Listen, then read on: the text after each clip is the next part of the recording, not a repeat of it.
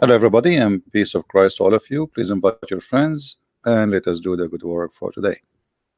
Previously, we were doing broadcast, and as you witness, uh, YouTube suddenly stopped our broadcast. And thank God, everything is fixed. And by the help of those who send many complaints to YouTube, they reversed their decision, and absolutely, it was a false. You know, imagine it says they're a scam. I mean, what scam? Why? Amazing. But anyway, they try always to stop us, and they cannot debate us, they cannot answer us, so they flag. But always, the truth will always win at the end. And we have tons of channels. Actually, the Muslims today, they helped me to finish full chapter translation in the Quran. Because you see, like always, when I start broadcasting, I mean, all day is busy, and I'm not finding really enough time to work in the Quran translation. So when this happened, I said, you know what? Who care? Let us go and finish one more verse or chapter in the Quran, and I finished the whole chapter translation today. So it was a good accomplishment, accomplishment. So thanks for everybody for your support, for standing with us, and remember, they flag us for a reason, because we are doing a very important jobs. They cannot refute us, they cannot answer us, so this is the only solution, but it's not going to work. I mean, what a big deal. That's why I told you to subscribe to the other channels, because you never know. I mean, but the solution is very easy. Just a new channel, subscribers, people come, you know how to find me very easy, and you can share with everybody. They try to put stress on us, and for me, nothing can really like, I went through a lot of things in my life, and this is the last thing to be called a stress for me. I went through war. I mean, this is like a kids playing games. So if you think that this will be stress, that would be funny. Now today we have a topic. No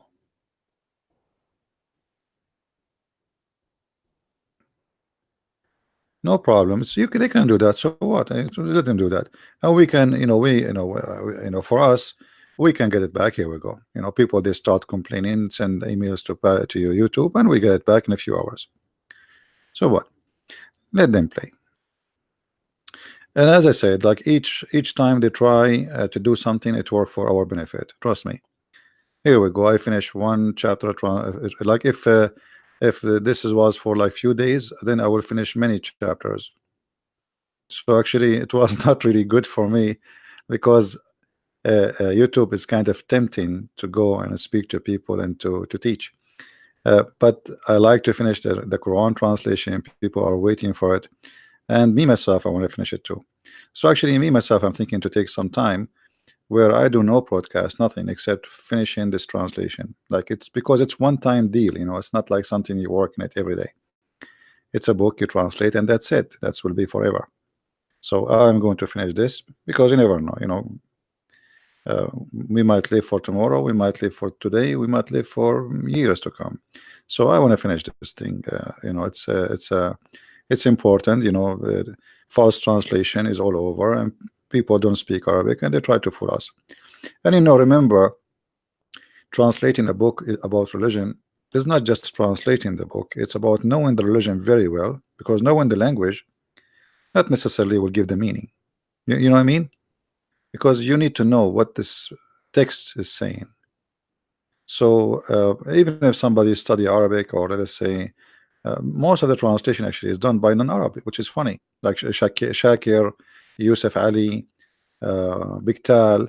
I mean, none of those are Arab. So how somebody is not an Arab even translating the Quran? It's weird.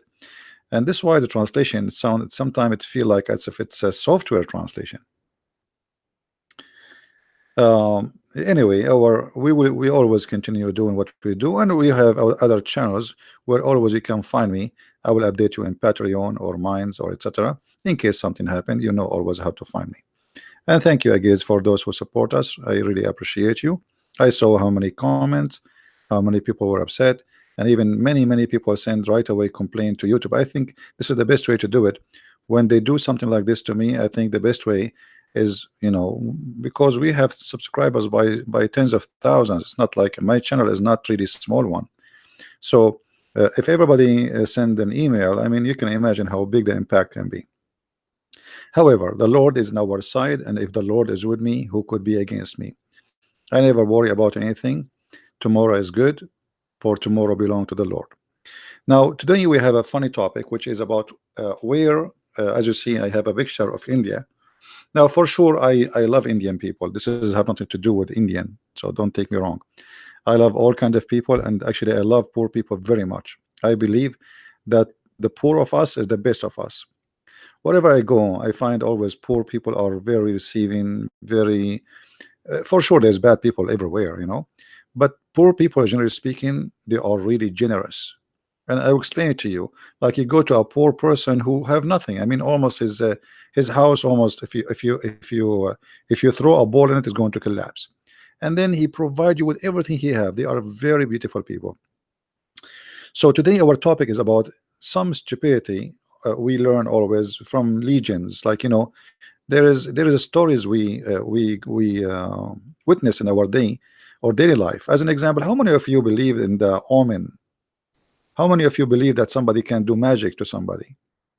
Like, I went to some countries, even Christian countries, and I noticed that there is many places where people believe that somebody can put a spell on you, or somebody can control you by writing some words, or so uh, but people believe, and I believe always those things can happen because of the lack of education, not the lack of intelligence. All of us, maybe me, if I am born in a family who nobody is educated, I never been to school, I never have opportunity to read books, and to not only to read, actually, I was reading when I was a kid. If you see how many books I have, I am not even 10 years old. I have like hundreds in the age of 10. I remember once my dad, he says, this book, who's the one reading this book? There's a book, it's called Al-Jahiz. Al-Jahiz is a very complicated book. You can ask any person who is very much educated in the Middle East. He's a very amazing writer. And this is not a book for a child, and it's not even a book for an adult. This is a book for somebody. He is really like educated. So I said, this is mine. So I start laughing. He said, you could not find better than this for you. Anyway, so education is important, and you feed your brain since an early age. This is the best way to have your child to be in the future, to be someone who wherever he go, he knows. Whatever you ask him about, he don't speak rubbish and speak foolishness. Now, for sure, we will still be ignorant. It doesn't matter how much we learn, but our ignorance will be, let us say, less and less and less, which means we are killing ignorance by learning. But still we are ignorant in somehow, somewhere. Like, in English, it's not my first language, so you will be ignorant, but this is normal. I mean, we are a human being, and we will be always ignorant in something. So today we will learn about how the Muslims explain perfume. You see, there is in Islamic books, all of it actually is a collection of stories. If we go to the Quran, the collection of stories, as an example, the story of Jesus. Where Muhammad he got the story of Jesus? He collected from stories around him. He never saw Jesus. He don't speak Hebrew. According to Muslim, he cannot read and write. And so where he get the story from? People around him. Stories about Musa, stories about Solomon. Like, as an example, there is a chapter 18 in the Quran speaking about Solomon having flying carpet. He spoke to a bird. He heard the ant make him laugh. All those stories, you will find them in book. It's called The Legend of the Jews. I advise you, actually, it's in the internet. It's for free because it's more than 100-year-old. Those legend of the Jews and other legends are collection of story which is making Islam. Islam is made of legends, and today our story is no different. So if we go to the story today we are going to read, Let us open one of the Islamic source. Okay.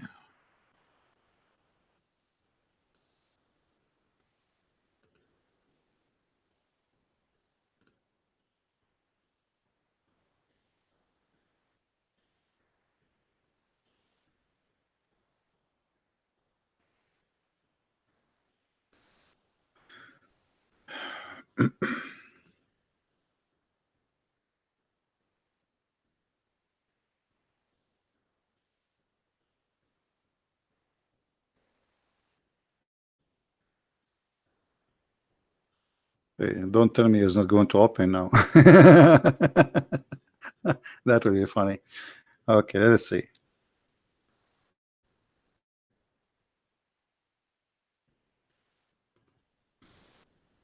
You see, me myself, I don't save reference. So what I do usually, you know, I just I memorize them, and then I find it in the spot. So I like today I decide to talk about this topic. Okay. All right. This is the first one. Let us see one.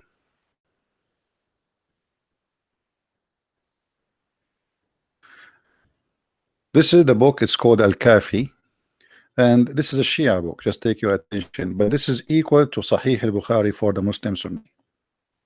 So this is Shia. I hope the sound of the laundry machine is not annoying. I have a very old machine from the cave time. So when it does laundry, it make noise like if it's like a truck. So I hope it's not annoying. Is the sound coming? Do you hear anything? I hope not. Thank you, guys. Thank you for the kind words. Thank you for all those who make donation. Read with me here carefully. Actually, sorry, the one who speak Arabic, he can read, and we will use Google translation but first let us read in Arabic. We translate and then we will use Google translation. Here it says the origin of the perfume, where the perfume is coming from. So the Muslims are trying to think like, okay, we have perfume, but where is the perfumes coming from? This nice smell. So what the story here is saying, that you remember Eve, she was sent from heaven, right? So she was in heaven and with her husband Mr. Adam. So because she was in heaven, in her hair there was a smell of heaven.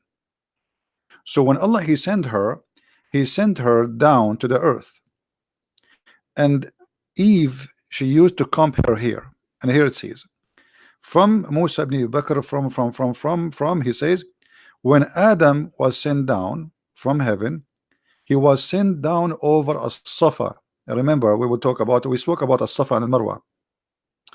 A Safa and Marwa, it was two places where two little tiny hills or like mountains. We actually they are not mountains, like they are a hill. One have a statues for a Safa and one have a statues for Al Marwa, male and female. So here the story saying that when Allah he sent Adam and Eve, one of them was sent on a Safa, which is Adam, and Eve was standing in the Marwa, and then she did comb her hair by a perfume from the perfume of heaven. And when she was coming down to the ground, she said, what is the benefit of this comb, which I'm cursed by Allah? So she threw it away. She opened the comb. It's like, you know, it's like a brush. She opened it, and then all the feather of this comb or whatever it's made from fly, and then it kept flying until it arrived to India. And this is why the Indian perfume is very famous. Here you notice the Muslim, by the way, they believe in this. This is not a joke for them. Maybe it's for you, it's funny, it's stupid, etc. But the Muslim believe in this seriously, and especially we're talking about the Shia now. But the Sunni, they have similar stories. So because Eve, she combed her hair, and her hair was Allah, He gave her a comb, or in the heaven she have a comb coming from, made in the heaven. Who made it, we do not know. That comb, it smells so good. Now the Arab, they want to explain why the Indian, they used to sell perfume. Obviously at that time, the only one, the Arab, they are getting their perfume from India, spice and perfume, etc., from India. So they want to explain why the Indian, they have perfume. Where is the perfume coming? This nice smell is coming from where? What is the source of it? So they come to a solution that when Eve, she was sent down to earth, Allah, oh sorry, she have a camp for her, the one she combed her hair with it, and this is made from heaven. And when she arrived to the earth, she said to herself, why I need this? Allah, He cursed me. She throw it away and she opened it, like whatever it's made from, the brush, and all the feather of the brush, or whatever the container of the brush, fly all the way to India. And this is how we explain having perfume in this earth. Now I'm going to use Google translation. Let's see, Google translation.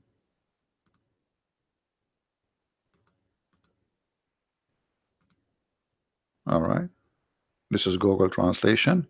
So you will see here the story that when Adam and Eve, as you see, now Google translation is not really too much accurate, but you will see it says when the prophet Adam was sent down, came down from paradise on a Safa and Al Marwa.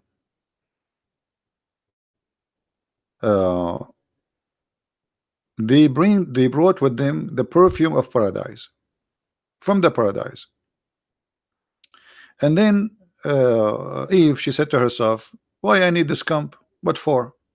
So she opened it and she scattered the feather in the, or whatever is inside the comb. And then the wind carry all those things all the way to India. And this is therefore the frequency become Indian, or the fragrance became Indian, as you see. Now this is Google translation for sure. It's funny and it's not too much accurate, but it gives you an idea. This what we are saying here is not fabrication, right? Now here you notice, you ask yourself, when the Muslims for centuries they are reading those stories and they believe in them, if there is one person really he did not believe, absolutely there is a lot of Arab who refuse those stories. But in a land where nobody dare to say this is a lie, who dare? Islam sustains itself by the sword and by killing anyone who reject. So who dare to say this is stupid? Nobody. Even now, like even if you have a PhD now and you live in the Middle East, actually even if you live in the West, a Muslim, how many Muslim they dare to say this is stupid? All right, people they are going to the moon, people they are planning to go to Mars, and those people they are still thinking that this is how we have the perfume. Tons of stories, you cannot find any reason for them to believe except a human being he chose to be stupid.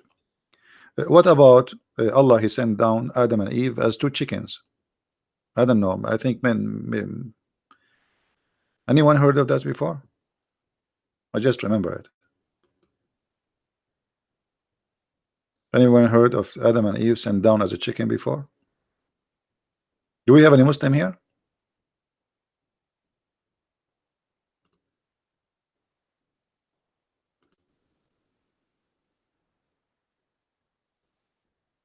Do we have any Muslim?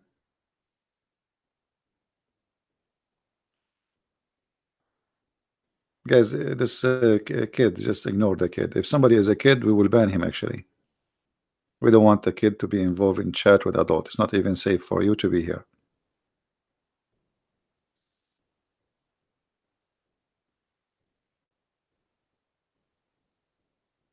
Do we have any Muslim?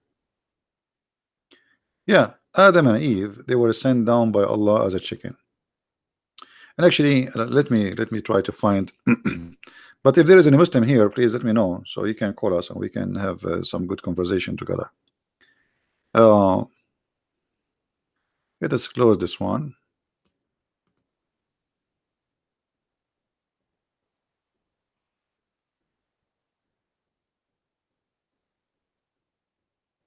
And let me look for the other one.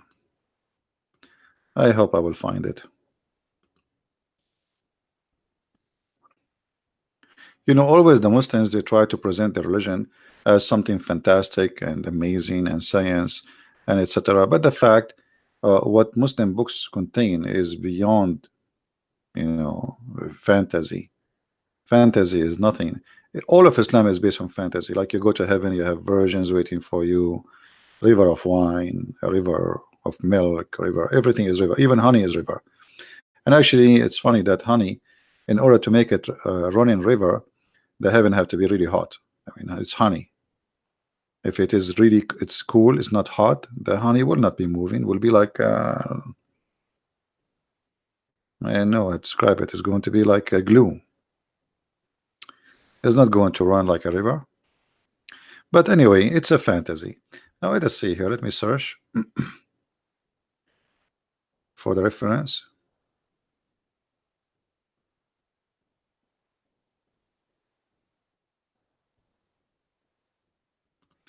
Okay, let's see this one.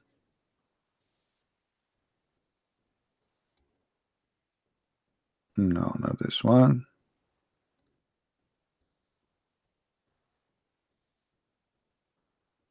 Okay. Okay, I think this one will do. All right.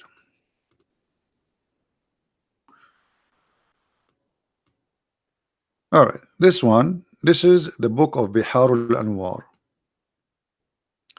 Bihar Al-Anwar is equal to Al-Bukhari 2 for the Shia. Volume number 11, page number 207. And here we see the following.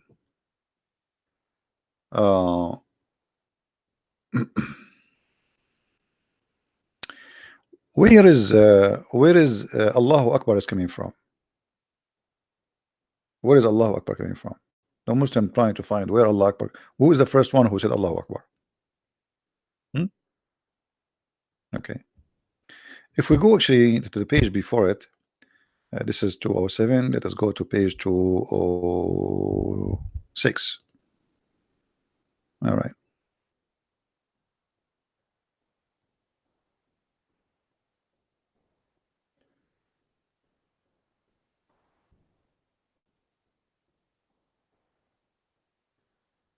Okay, let's see.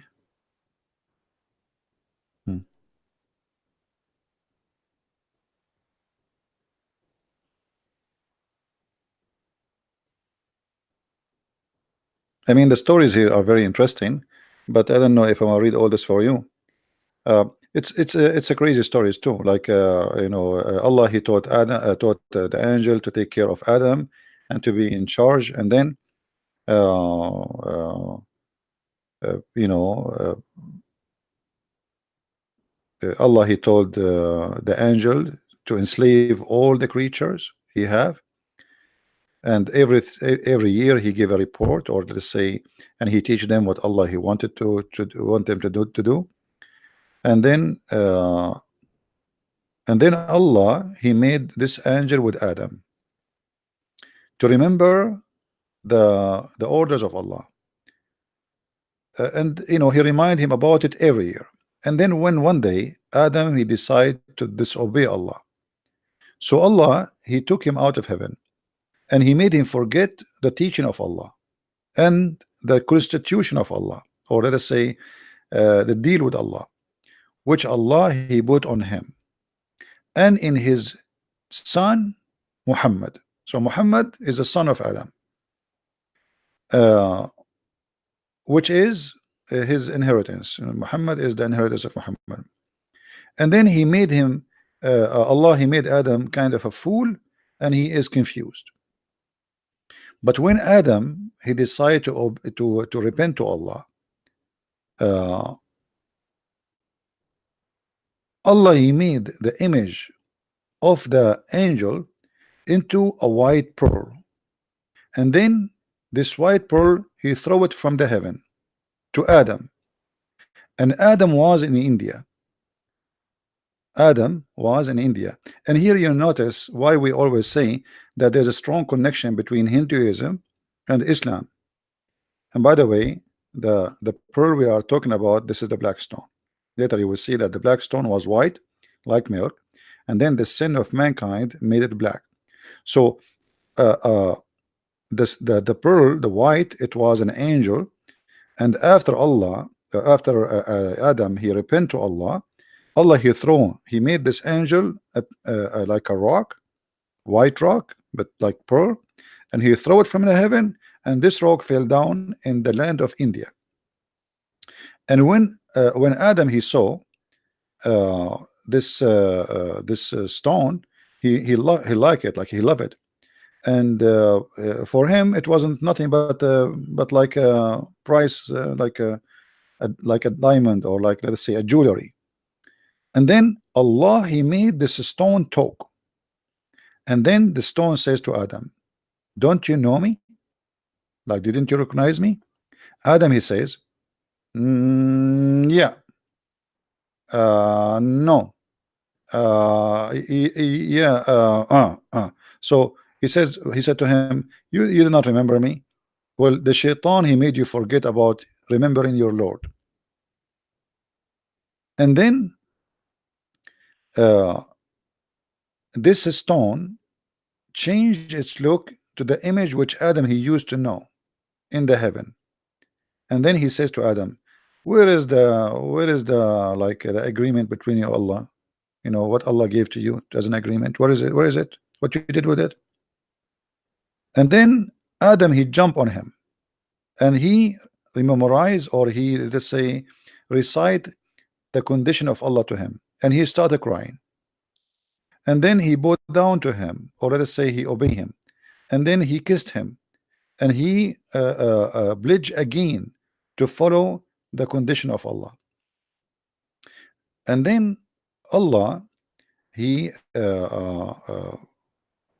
made the inner, or let us say the nature of the stone, the white stone, which is from pearl, to be so transparent, and it was like light. And then Adam, he carried it in his back because he is respecting it and praising it. And then if he got too tired from carrying this stone, Jibreel will carry it with him, like will carry it, like, okay, give me, like, I will give you a break, give me the stone, until he was able to bring it all the way to Mecca. And they keep doing that until they arrive to Mecca. And then every day they pledge to Allah, every day, and every morning, every night. And then when Allah sent Jibreel down to his land, which means to Mecca, and he built the Kaaba, he landed down in that place, which is between the Rukun wal Albab. There is a place like in the Kaaba, you know, between the door, the corner of Yemen, where we told you before about the stones from Yemen, and the door of the Kaaba. And in that place, Adam, he saw a vision, or he saw something. He saw the vision when he took the agreement with Allah. And then in this place, the angel, you know, he taught him the condition of Allah again. So now they are explaining why the Yemeni corner is located in that place. All of this to explain this. And then Allah, he set away Adam from the Kaaba to As-Safa, and then he set Hawa to Al-Marwa, and he made the rock, or sorry, that rock is a corner, and then he says Allahu Akbar. So all this story to tell us why and who is the one who first said Allahu Akbar. Do you see it? Do we have any Muslim here want to say something? All this story, all this mad story to tell us who is the first one to say Allahu Akbar. It was Adam. So Allah, he sent him down to the earth with Adam to As-Safa, Hawa to Al-Marwa. And then, by the way, if you notice, if you go in the Quran, you will find in the Quran it says that when the Muslims refuse to practice the ritual of As-Safa al-Marwa, which is the ritual of the pagans. So Allah, He made a verse saying, supposedly, which is Muhammad-Baqer Muhammad, you should know that As-Safa and al-Marwa is from ritual of Allah.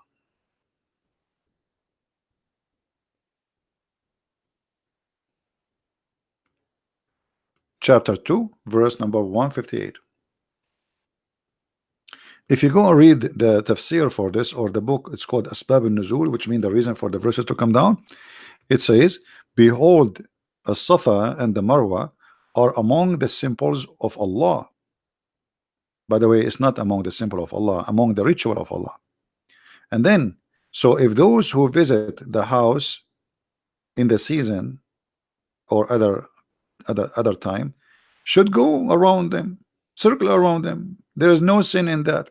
Here you notice it says there is no sin in that. Do you know why it says no sin? Because the Muslims refuse in the beginning to practice the pagan practice.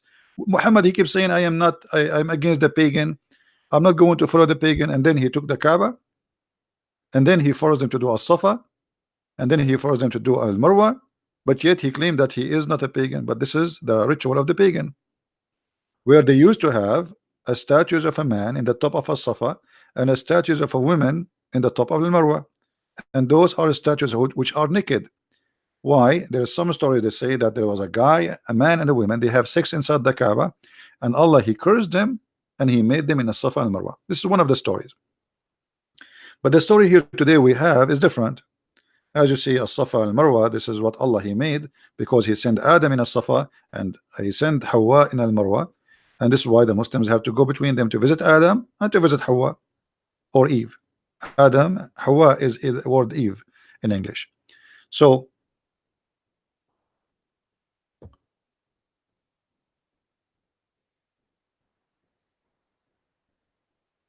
yeah, we would talk about the construction of the Kaaba, but let us focus on the topic, please. You see, if you have my book, you will see that the angels supposedly they build the Kaaba, and then Adam, he traveled from Sri Lanka, from all the way to from India, all the way to Mecca. And when he was in his way to enter Mecca, there was thousands of angels, 40,000 angels, praising him for coming to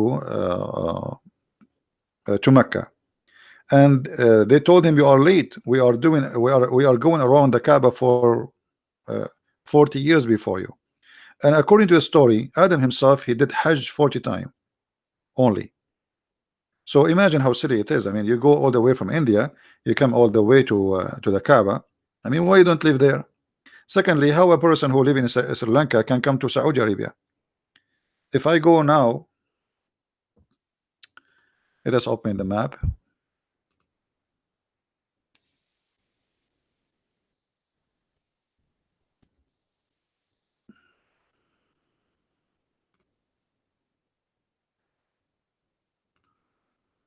If you open the map of Sri Lanka, you will find that Sri Lanka is literally an island. Okay, how Adam he came from Sri Lanka to Mecca?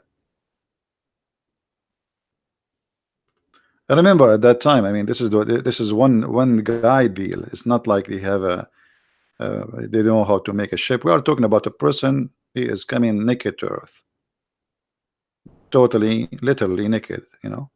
So what? How this guy he came from Sri Lanka?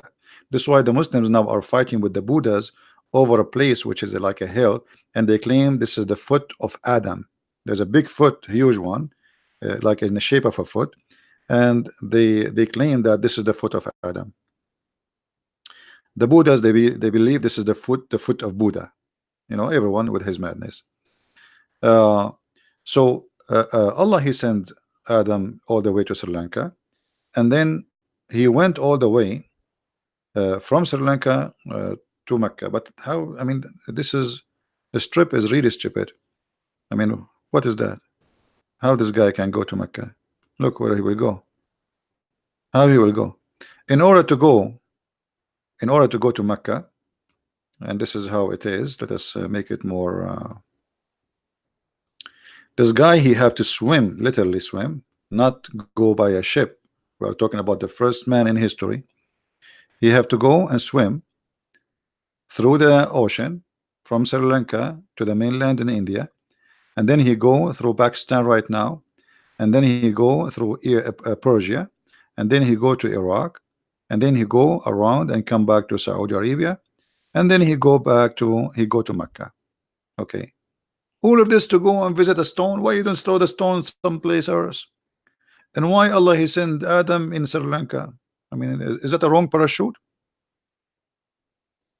And if you notice, we just read a story before it, just the one before it, about the perfume, where it says that Adam and Eve, they landed in a Safa and Marwa. So every story giving you a different story. This is what Islam is about. All right, but this is showing us the influence of India over Islam. Obviously, it's a huge influence. How many different places did Allah send Adam to? Yeah, as I'm saying, that's there's contradiction. Every story is telling us different story. This is Islam, my friend. Welcome to Islam. What we can take, you know. But by the way, Sunni and Shia agree that Allah he landed Adam in Sri Lanka. So Shia and Sunni, they agree that Allah he put him in Sri Lanka. And here you ask yourself, what is the roots? Why the Arab? Why Muhammad? Why the Muslims have such a belief? I mean, why India? What the point? And actually, there is a story where it says that Adam was sent down to Sri Lanka here, while Eve she landed down in Yemen. And here you ask yourself how they met. I mean, where they met in Facebook? I mean, I landed in Sri Lanka, she landed in Yemen. Oh, okay, and how they met again? So Islamic stories is beyond stupidity. You know, it's like really crazy stories. But if you are a person who follow blindly, I mean, all the stories are accepted. Just don't use your brain, right? Maybe if she make a page on Facebook at that time, or she have WhatsApp or Viber, or you never know. But things happen. Things happen. By the way, if you notice, not a single Muslim he can say to us you are lying. You know, not a single Muslim can say what you just said to us is a lie, is a fabrication. There's no such a thing. You see, because we always show the book number, the book name, the page number. They cannot say this guy is fabricating stories. They cannot.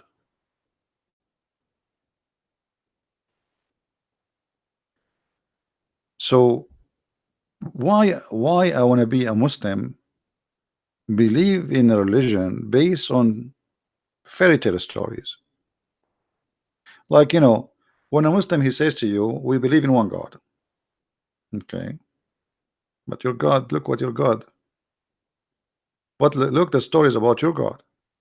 So okay, you believe in one God. Okay, so he think that because he say I believe in one God, that's mean he have the truth in his side.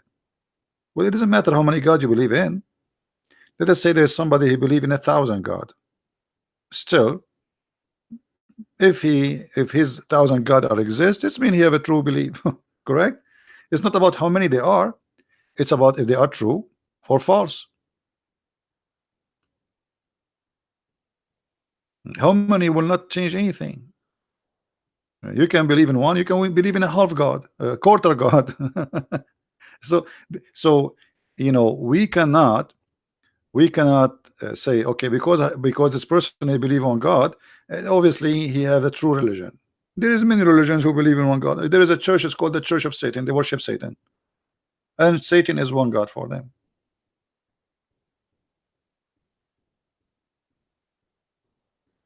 Now, do we have any Muslim here have anything to say? Muhammad Qasim saying Islam is true. Okay, Muhammad Qasim, why Islam is true? What is the reason making you say Islam is true? Give me a reason. That's it. Islam is true. So all those stupid stories are true. All those crazy stories are true. Islam is true. That's it. He gave the answer. That's it. What do you want more?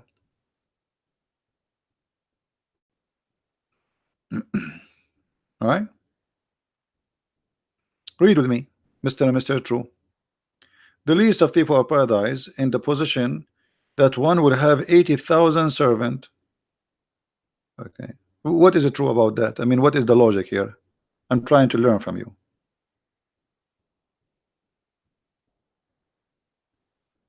Hmm?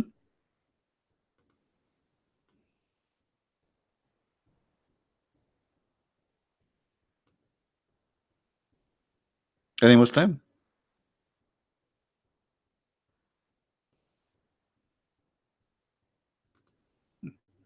Islam is true. Look at this.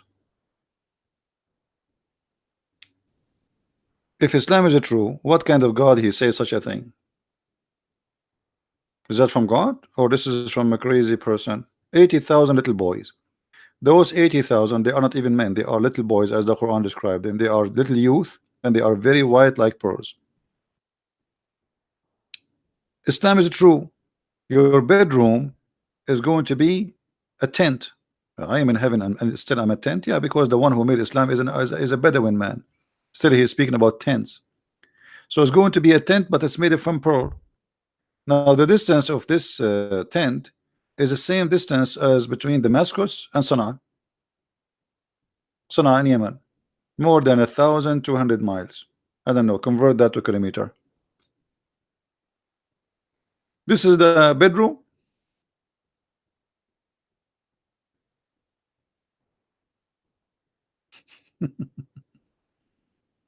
So when you know, and the ground of your room is made from zabarjad, pearls, expensive stones. I mean, we're talking about heaven with stones.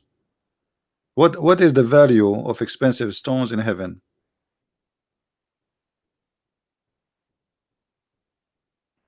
And if your wife is inside this room, how you can go between them? I mean, it's going to take you 2 years to go just like there's a camel in the heaven.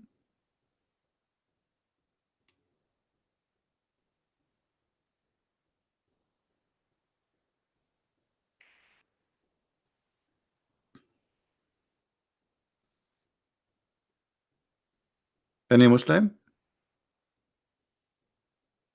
So we can say as we wish, you know, we can claim as we claim, but the reality is different. This is cannot be true. Obviously, there's an extreme promise here, and the extreme promise does not even fit with any kind of logic. God, He created Adam and Eve. He did not create for them 80,000 little boys to serve them. And what the point? If in the heaven your food will be ready by wishing it, your body will be huge. That will make it even more stupid. Because why Allah will increase your size of your body? Size is relative. Are you going to fight there with the ants or what? Guys, our body will be huge. As long you are talking about the body is huge. Is it true that Adam was 30 meter tall?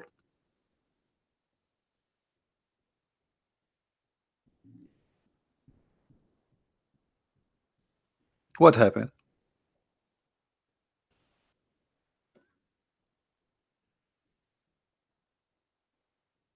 Hmm? 60 arms. I don't know. Convert 60 arms. 60 arms, actually, no, not 30 meter. 60 arms will be, every arm is like 90 centimeter, I think.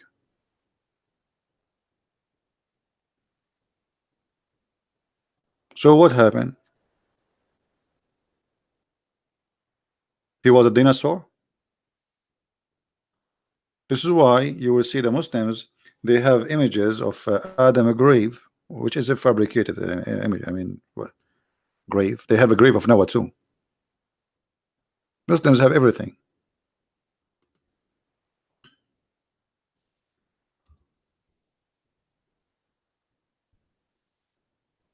If we go and search in Google, Prophet Adam grave, you will see what I'm talking about. Let's find it. Look at this,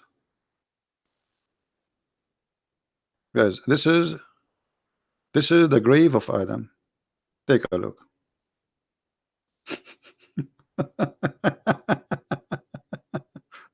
They have there is a grave. They know where he was, and they, I mean, Muslims.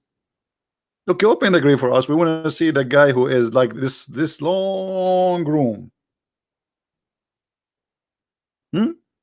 Open the grave. We want to see the guy inside.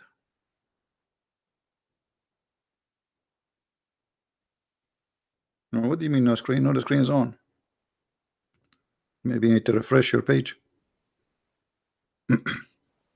Yeah, this is what they're saying. This is the grave of Adam. And it might be fake. All of Islam is fake. Now you figure it out. This is fake. Who have the grave of Adam? Where? How come? The grave of Adam. And the grave of Adam, you will find it in Pakistan.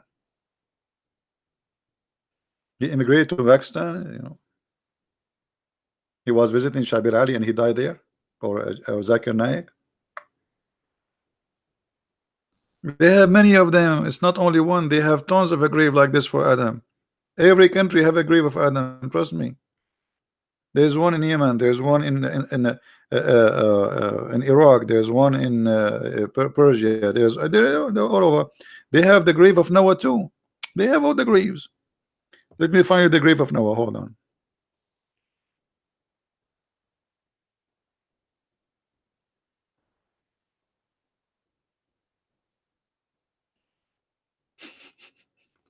It's funny, isn't it?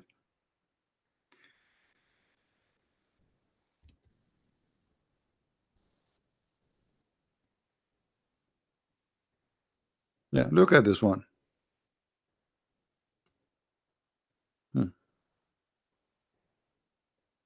This is the grave of Noah. This is one of the grave of Noah. There's many of them. Look how long it is. But you will notice Noah is shorter than his father. We have to be honest here.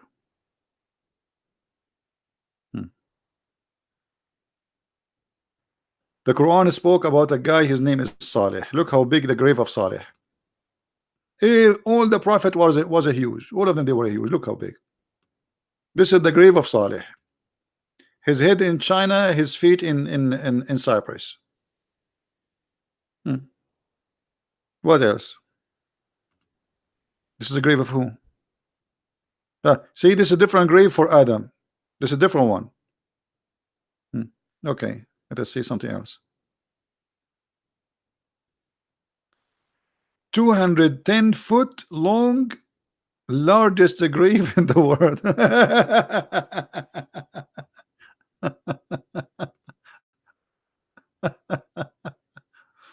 Oh boy. And you know, Qasim, he will say to you, the poor Qasim, he will say to you, Islam is true. They should had been wide too, so it doesn't make sense. Yeah, as the rest of the story makes sense, Muhammad. Well, your prophet is the one who says that. Does it make sense for you? Does it make sense that in the heaven Adam will be 90 miles tall and Eve will be 30? Does it make sense that your private part will be endless? I mean, how you can carry it? And how you can walk with it? And now you are talking about making sense? That's weird. What makes sense in Islam? Why you don't call me Qasim and tell me what makes sense in Islam?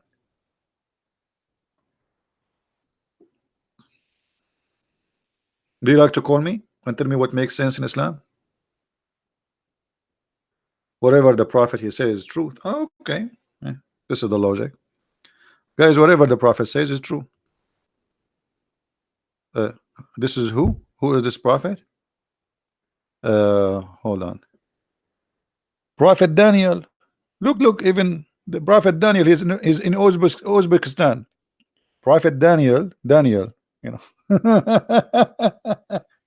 Even, you know, they took even names from the Old Testament and they put them in Uzbekistan. Here we go. Look how big he is. Look how big he is. This is Prophet Daniel. By the way, this is why, you know, we coming from the east, like always I open the door, I don't see the guy who is knocking the door. I don't see him because he's not even to my knee. You know, we are huge. Yeah, this is Daniel. This is Prophet. Okay, what you can say? True story. Who is this guy? Yeah, this is Daniel too. Welcome. Who is this guy? Look, this is other grave for Noah. Look how many grave they have for Noah. And look like the grave is not straight because it's so long. And they cover him with the blankets. Anyway, you know. Look, this is another grave for Noah. Like how many grave for Noah there is? This is a different one. Look, this is different grave for Noah. Different location, different place.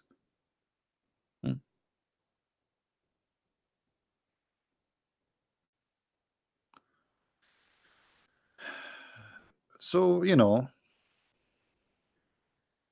welcome to Islam. What you can say? Who is this guy here? This is Job. Guys, this is a prophet Job. What happened to Job? Why he's so small? But even Job, he looked like he's maybe 3 meter tall. You see, this is like 3 meter and a half. This is the prophet Job.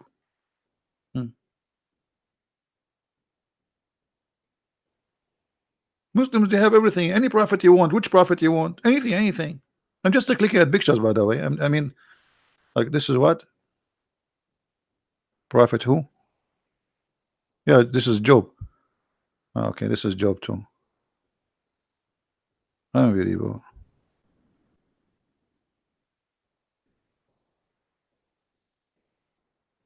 This is Shu'aib. Like, why Shu'aib is small?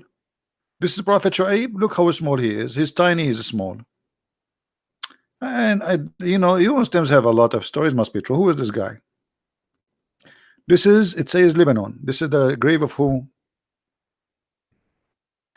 Prophet Joshua. Look how tall Joshua is. Unbelievable. Look at Joshua. He's like 15 meter.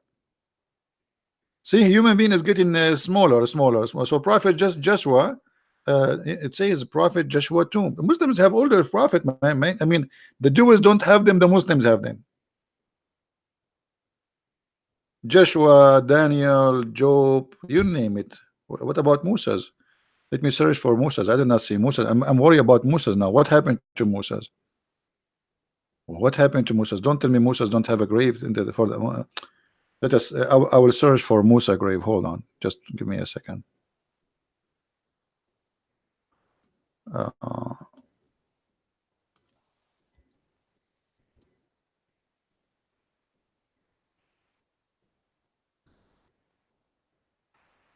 I will really be upset if there is no Musa's. I mean, come on, that's not even right. This is Prophet.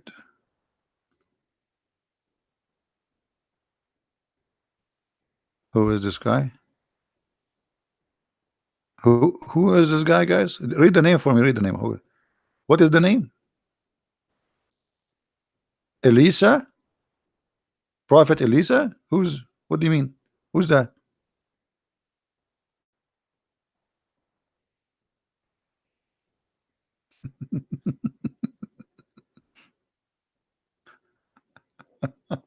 But until now, I did not see Musa grave. Where is Musa grave? No, there is Musa grave. I heard many before many places Musa grave, but I cannot find. Look at this. This is the grandfather of Jesus, Umran. Umran. Look how tall he is. This is me and Jesus was Isa must be like 50 meter tall. I'm telling you, they have graves for everybody. I mean, you cannot escape Muslims graves. That's it. They will make a grave for you. You like it, you don't like it. I cannot. Let us. I will search in Arabic for the grave of Musa's. I'm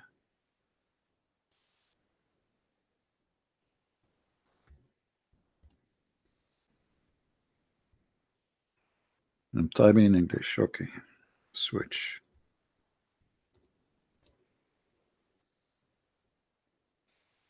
Okay, here we go. No, this one, this one. This is who?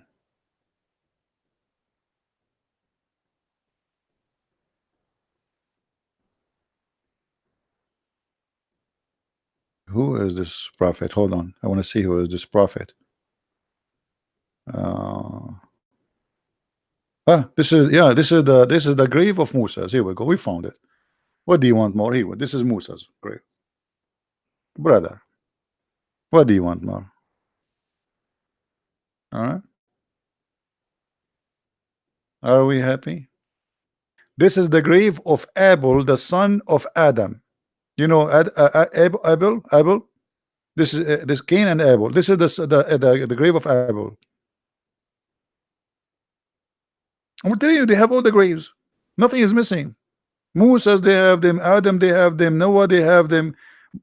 So Allah, you know, look, the Muslims are to preserve all the graves, but they don't have their books.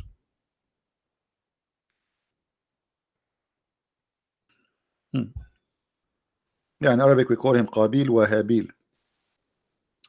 I mean, Islam, my friend, the only religion can preserve anything. Yeah, this is the grave of Musa's. But I don't know why Musa is not so tall. Like he looked like maybe 12 meters, 13 meters, something like that. He's tall, but still shorter than me. Yeah, Cain and Abel. Yeah, yeah. That's it. I mean, what do you want more? They have all the graves. Any grave you want, they have it. Welcome.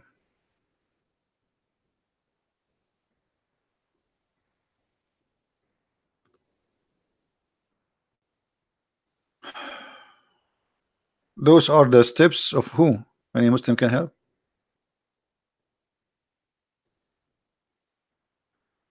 You might find Jesus' tomb soon.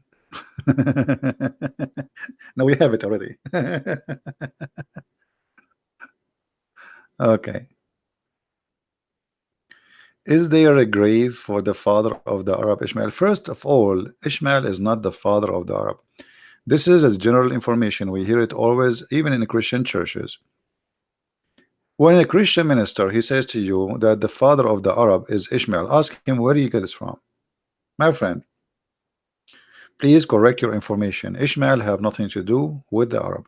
If you have my book, the first one, Deception of Allah, you will find even in Muslim books they agree that according to them, Ishmael he learned Arabic at the age of 13. So imagine I go to China, I learn Arabic at the age of 13 from the Chinese, and then I am the father of the Chinese. Are you getting my point? So even those who say Muhammad is from Ishmael is a joke, because in order to be from Ishmael, you cannot be an Arab.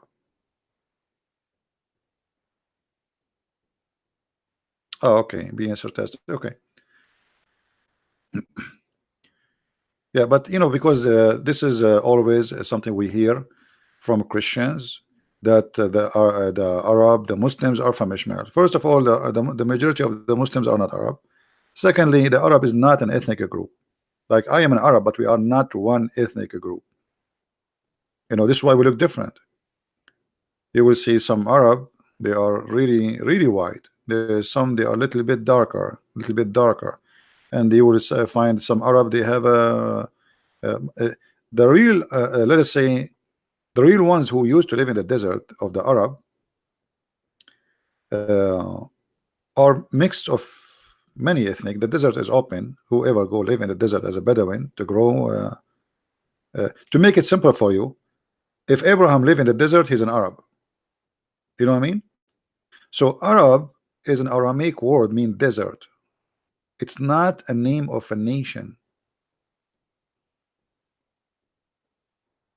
Do we understand?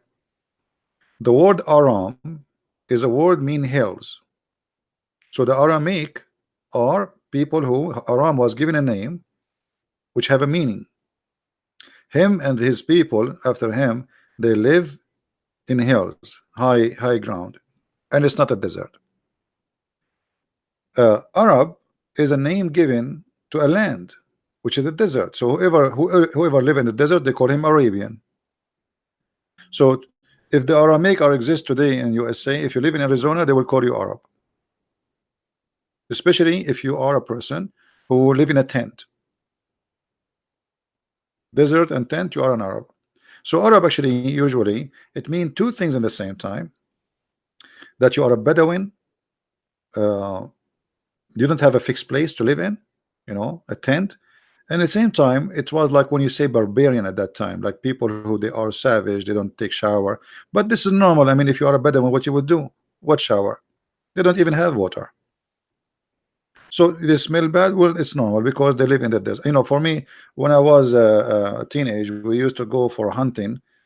We stay in the desert for 15 days, and by the end of 15 days, and we are just going there for fun, you come back and you smell like really bad. I don't want to use the word, because you sweat and there's no water. What water? We have water with us, which is for drinking, and we have to be careful about even. And if we find water, even that water mostly is not really that good to drink from it. If you try to like wash. So people who live in the desert, they have a tough life. This is why when the Arab attacked the Roman, the Arab they are savage, and they can win a war better than somebody who is spoiled. Like now, if you have a person who is a farmer, and you have a person who work in an office, and you tell them, okay, let's fight, who is the one who will win? You know the answer. The guy who uses his muscles all day long. So a Bedouin who spent his day in the top of the camel or the horse in the sun, between his animals, he is a tough person. And even Ibn Khaldun, which is not an Islamic philosopher, Muslims accuse him to be an atheist, he said that the stage of a state of the Muslims is a 3 stages. The first one is the most strong one. It is the stage of being savage, a Bedouin savage. Then the second stage is when they are in the middle between Bedouin and civilian, and here they are weaker. And then he says the last stage, when Islam the Caliphate destroyed, when the Muslim became comfortable and wealthy, and then they are not able to win a war. So to be savage, it was the key point to win a war. This is why Muhammad, he says to you in the hadith here, I've been victorious by terror. Why he was victorious by terror? Because his soldiers are savage, and like ISIS now. ISIS, when a little town here that ISIS is coming, people will be terrified. Those are criminals. So I was victorious by terror. Why? Where the terror is coming from? Because you have an army of savage. You understand? And actually, until now, Western, they cannot win a war with anyone because they are not being savage. You see, war, the point of a war is to be savage. I mean, look at the Western countries these days. They want to go for war, but they are talking about a human right. I mean, how that work? You are going to kill. So what a human right? So, we are sorry, we bomb a village and there is some civilian. You are on war. So they will never win a war. But if the Afghani Taliban, they have nukes, they will be happy to dump their nukes on USA. The savage would win. So, even now, if you are not really savage, you will not win a war. Because war is about killing, it's not about giving hugs. So if you are worried about hurting the feeling of the enemy, well, you will never win. And this is why, they went to Iraq, but they are not going really for war in Iraq.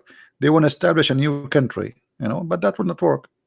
Same as what happened in Afghanistan. They are there for 20 years. You will never win a war there as long you are not savage. You know. So when you fight with a savage, you have to be savage. Otherwise, you will never lose. You will never win. So he can do whatever he want to you, and you cannot do anything to him. This is useless. So why you go in war with those people? And here, by the way, I'm not taking a favor of any to be savage or not. I'm just stating a fact about who can win a war. You know.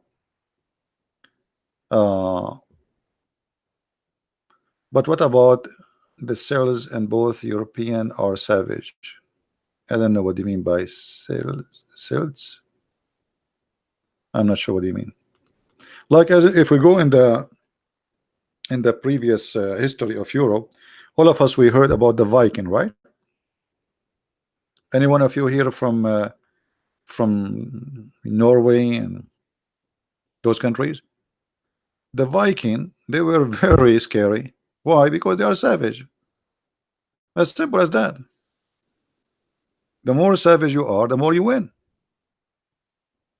Especially we are talking about, you know, time where you know, it's a fight by sword. It's not a fight by technology and being, you know, it's about being savage. Savagery bring you victory at that time. You see, when Genghis Khan, he came, he destroyed the Islamic Caliphate. Why? Because he was more savage than us, the Arab. So when he attacked us, we were comfortable. We are wealthy. We have palaces. We have a lot of slaves. We eat a shish kebab every day, and you know, it's life is fun. So when the savage came, Genghis Khan and his army, those people, they take a shower with the blood of the horse. They drink from the blood of their horse. Until now, actually, in those countries, in Mongolia, they drink blood of a horse. It's like a meal for them.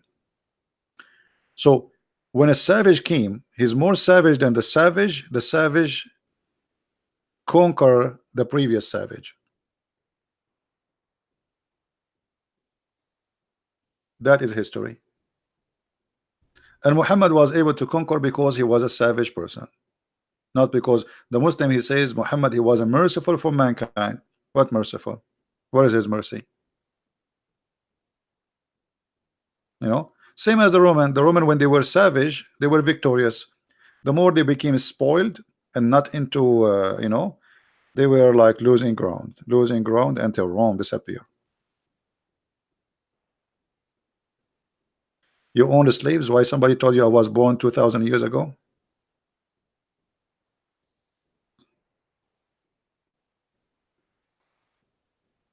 We are talking about Middle Eastern. Actually, in the Middle East, some countries until now they have slaves. Yes, until now. And you know, the Bible speaks clearly. Jesus says the one who live by the sword, he die by the sword. Because you will be savage. Well, savage will come to you, will fight you. You are not the only savage in this earth.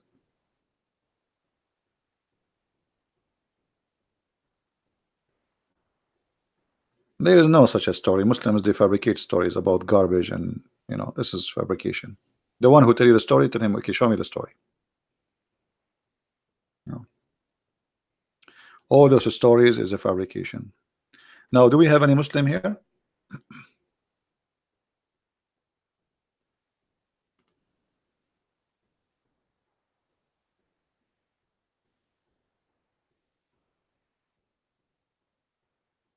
Any Muslim want to say anything?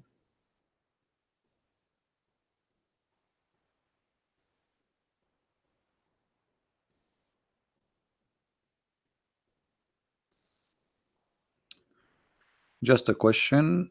I know it's off the topic. I read one. Muhammad said difference between construction, the Kaaba, and Solomon Temple was 40 years. Well, there is tons of stories, you know. I mean, Muhammad, for some reason, he's stuck with numbers like 40 years, 70, 72, you know. And I find that those numbers are coming from the Old Testament, from the Bible. So how many days Jesus he fasted? Guys, how many days Jesus fasted? 40 days, right? And then you will find Muhammad, he stuck with number 40. Jesus says, if your brother he did something bad to you, forgive him how many times? 70 times. Muhammad is stuck with 70. All the story of Muhammad is a copy from somewhere. And Muhammad, he copies tons of words even from Jesus' mouth himself, directly. I will show you an example.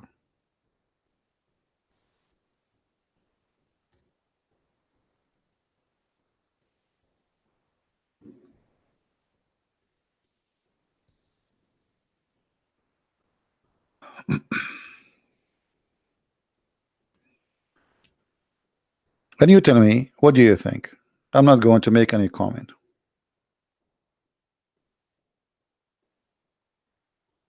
Do this remind you of anything?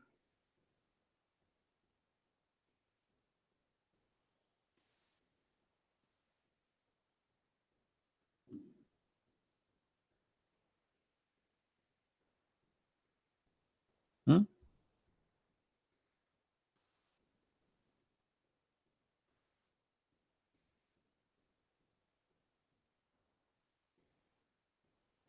Do this remind you of anything?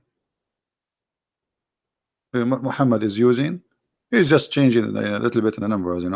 He is using the same example of Jesus teaching, etc. So this is how Muhammad worked. All his story is taken from somebody.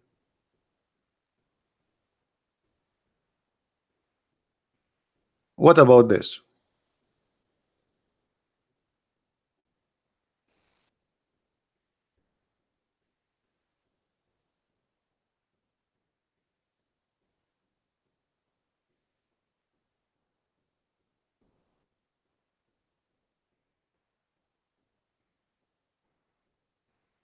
What do you think?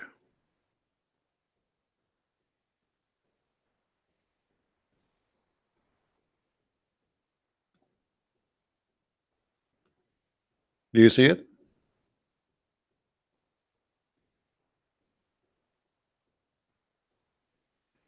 Actually, once I have a sheikh.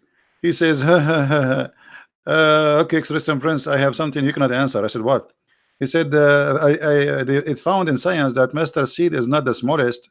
So this is a scientific mistake. I said, are you sure? When Christian Prince he say, are you sure? That's mean there's a disaster will happen.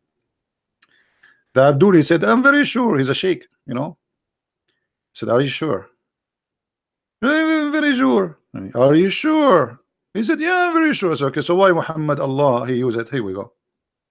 The second I showed you them in the Quran, he said at that time I mean he start like now to try to like because he want to cover, like he was saying this is stupid, this is an error, this is a mistake, this is a as usual, you know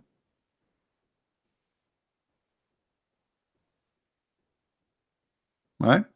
So Muhammad, there's a book, it's called Qis wa Nabi, which mean a priest and a prophet. There is a good study in that book about Muhammad stealing from the Bible. Tons of examples.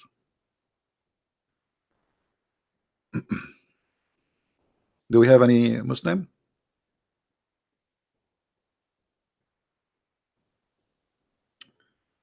663 watching, only 468 like it.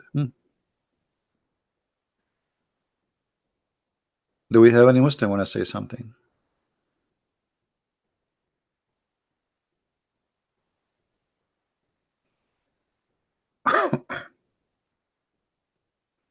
Everything in the Quran is coming from somewhere.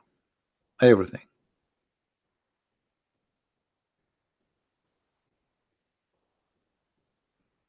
And if there is a Muslim want to say this is not true, get me busted. Feel free.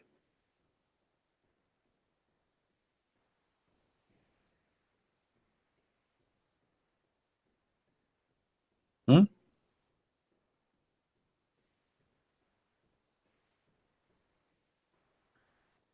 uh, make your next book of all 100 million people, the Muslims. You see, like speaking about how many people get killed, this is a work of a historian who have a very massive knowledge of history. I have a good knowledge in the religion of Islam, not really because in order to prove how many people get killed, this is not in Islamic books. Muslim will not say really how many people they killed. So you have to trace numbers in different books. So that is a work of a historian. For me, I have all the Islamic library in my head, but numbers and if you make a study, you better make it accurate, otherwise you will lose the trust of people. I do not need to start Arabic teaching again, because those videos actually they are enough to teach you. That's why we leave them there out for free. Practice them, practice them. We teach you from the alphabet how to make words, how to connect them. No, there's no need. I have no time to do all those things.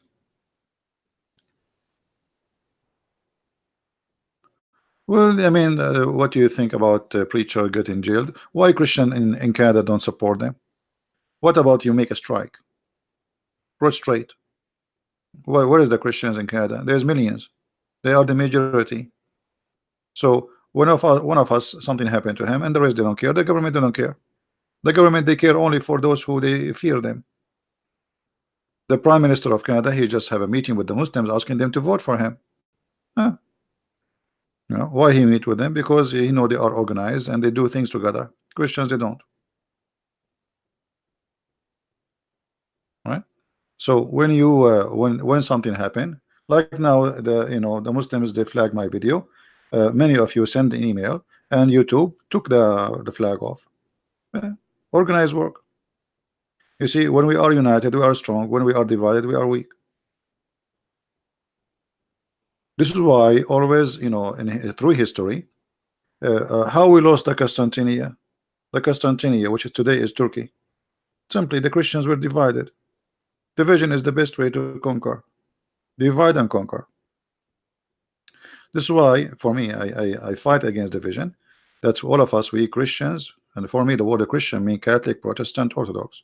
Whoever believe in the Father, the Son, the Holy Spirit, the Trinity, whoever believe in the crucifixion of Jesus, resurrection of Jesus, the coming back of Jesus, the birth of Jesus, the miracle of Jesus, he is my brother in Christ.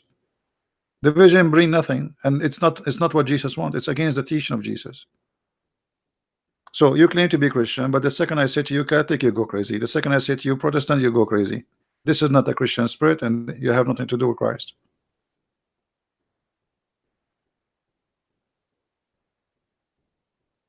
We call him in the Aramaic, we have many words, but if you are speaking about the words, it's exactly the same as in the Hebrew, because our Bible is using the Hebrew words.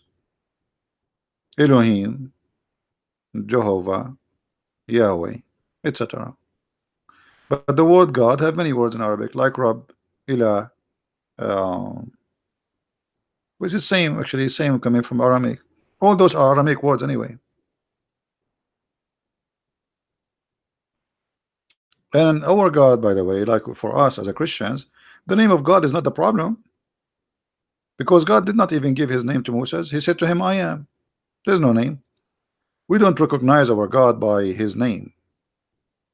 Even the Messiah, he says, from their fruits you shall know them.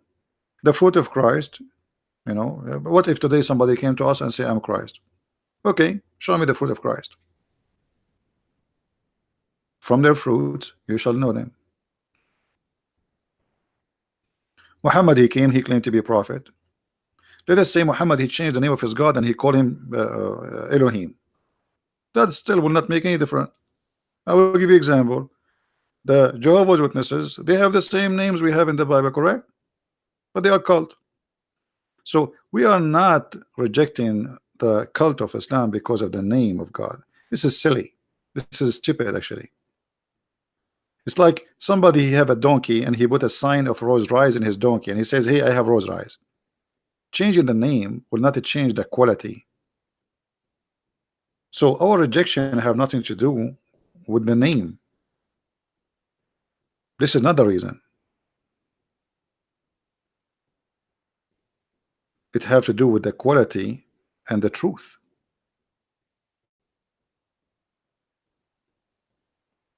You understand me?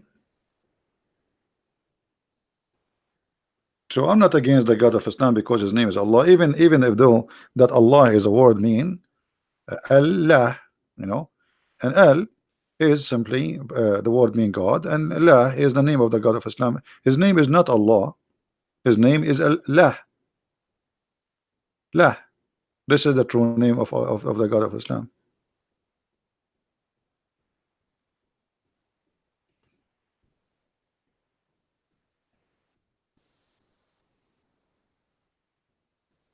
But you know, for you don't know Arabic, and the Muslim, they say to you, do you know that the Arabic Bible translation, they use the word Allah? This translation. Do you know that the Muslim Quran, they use the word Jesus in translation? This translation. There's no Jesus in the Quran. If you read the whole Quran, there's no Jesus. It's a lie. The Muslim, they don't have the name of our Lord in the whole book. They have a guy, his name is Isa. It's a translation. You know what I mean? So the book of Islam, they claim that they are following the same names we have, but the fact Muhammad, he got all the names wrong. Mary is the sister of Aaron, which is the brother of Moses, and she is the daughter of a guy, his name is Umran. Who is Imran? He is the father of Moses. This is the chapter of Imran. So Muhammad even could not quote, I mean, how this can be from God? But yet Allah, he do not know the correct name is not Umran, it's Umram, which means the last letter here should be M from mountain, not in. So what happened to Allah? His ears was blocked. How God, he do not know even how to pronounce a name correctly. You see, I am not English is not my first language, so it's possible for me to make a mistake to pronouncing an English name or a Latin name, but we are talking about God. God do not know how to pronounce a name correctly, so Umram became Imran.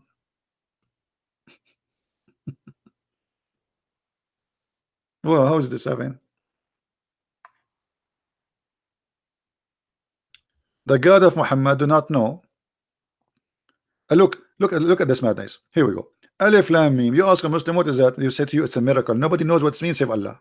Look, what the heck? Okay, I'm going to make a miracle now. If Jim letters, how this is a miracle? How this is a miracle? What make it a miracle? So I will make some letter put together and make a miracle. It's a miracle. If you have my books, you will see what the miracle is about. And look, from the beginning, you will see the Quran, something wrong with it. Look, Alif Lam Mim. Okay, what the heck is that? I don't know. Allah, there is no God but He. Okay, how Allah? He says Allah, there is no God but He. Didn't He say I?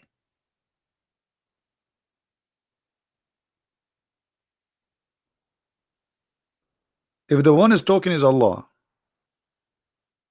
and then it says it is He who sent the book on you, who is talking? This is crazy. Who is the one is talking there? You ask the Muslim, they say to you Allah. Okay, how Allah? He say it is He.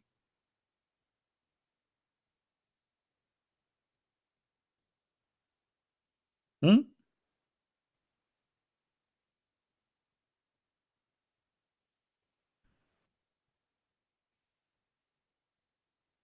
Any Muslim?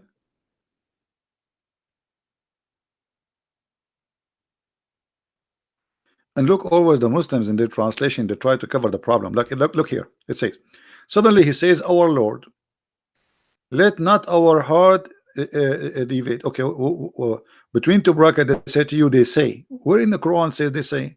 How Allah he says, our Lord? Where is the introduction for this? Who is the one who's saying that? Allah saying, our Lord, let not our heart, etc. And then to cover the problem, the mistake in the Quran, which is stupid, they say, they who? Who? Read the verses before it, read the verses after it. You don't see the, you don't know who is they.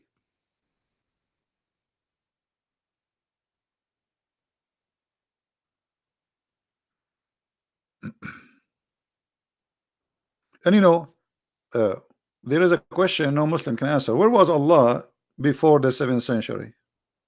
Before Muhammad? Which books his name appear in? Any Muslim can tell us?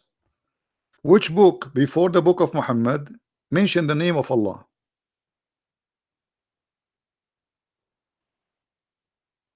The book of who?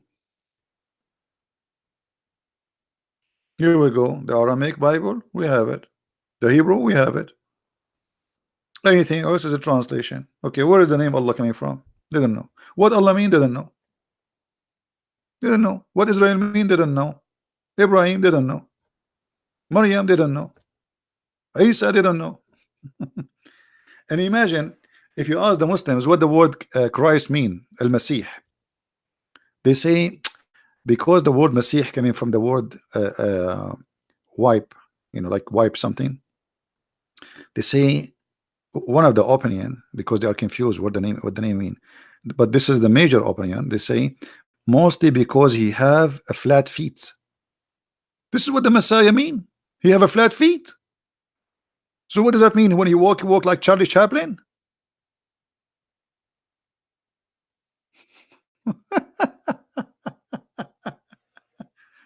Because Islam is a theft, so they know nothing.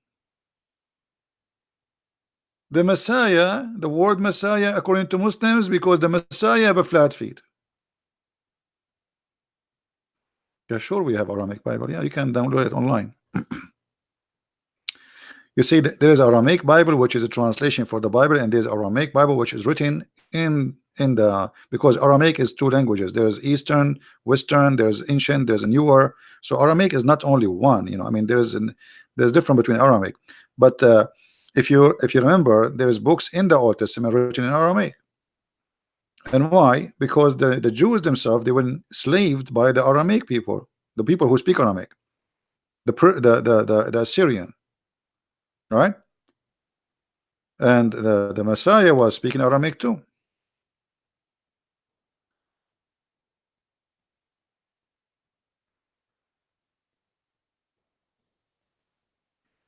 Yeah, we call him Yeshua. Yeshua is the same when you see the Arabic, like Yeshua, because the Jews they say Yeshua. So for in the Arab, the seen turn into seen. So yes, Yeshua. It's the same. Thank you, my friend. Thank you.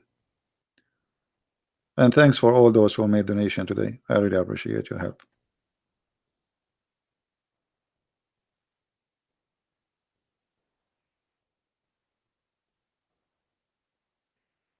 But anyway, you know, if you try to study this this cult, you will see easy it's a stupid cult. And look, if you read the chapters in the Quran, you will find there's no connection between verse and verse. This God, he cannot be God. He is suffering from a flight of thought. His brain is not functioning. There's no connection between what he say.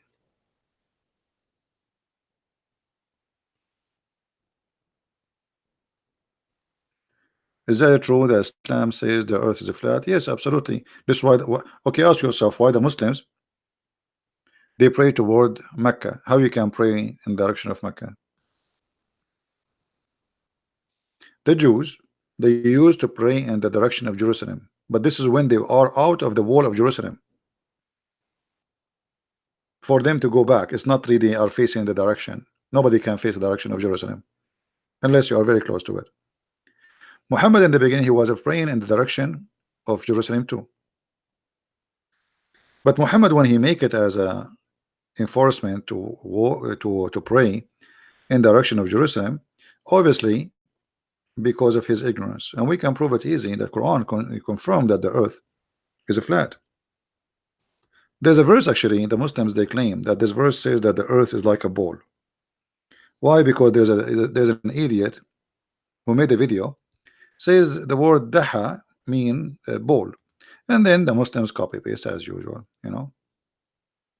But the fact the word والأرض بعد ذلك دحاها mean make it flat like carpet.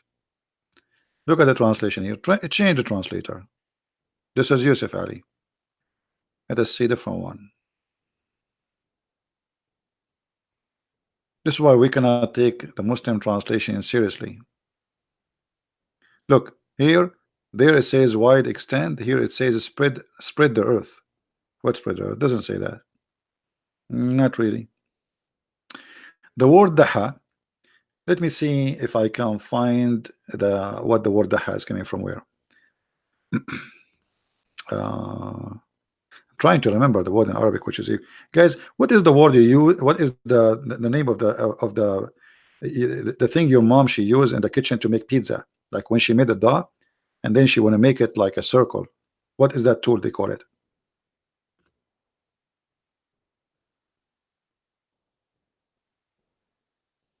You know what I'm talking about? The piece of wood which have like two handles? No. Rolling pin, maybe rolling pin. No, yeah, we are talking about the one you push in the top of the dough after you make it. Let us see. Yeah, here we go. This one. This is what the haha is coming from. So he used that rule to make it flat, the same as the bread. All right. This is exactly where the word the haha coming from. So here, when you see the translation, it says he spread the earth. The translation is a true and false at the same time, because it spread the earth and he made it flat, not spread. What spread?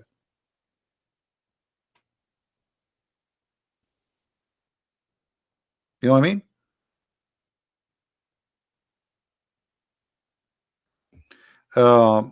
And there is many verses, you know, as an example.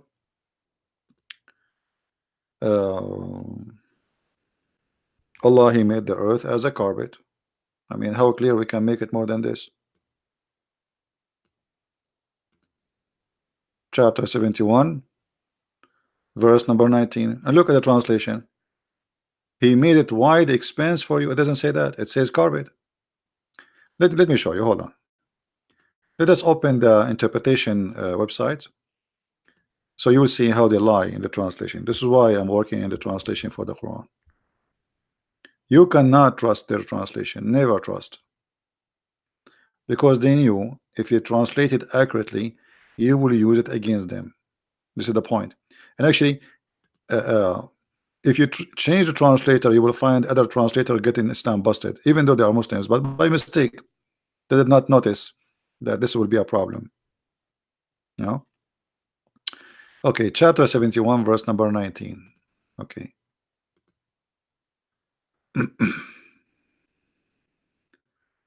Let us go there.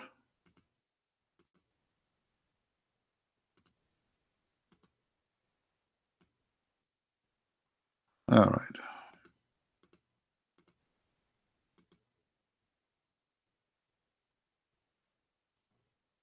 Look, even here in the interpretation, look what they are saying.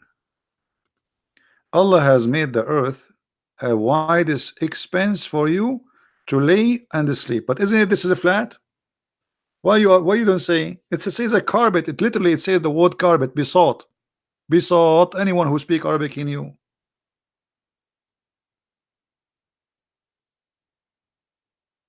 I will do a trick. Hold on. Look what I will do. I will do Google translation. Hold on. I need to open it in Google browser. Or you know what? Let us change different translator. Hold on. Let us give us a try. I'm sure we will find somebody getting them busted. Let us see a different one. Modudi. Doody. Wide expense for you.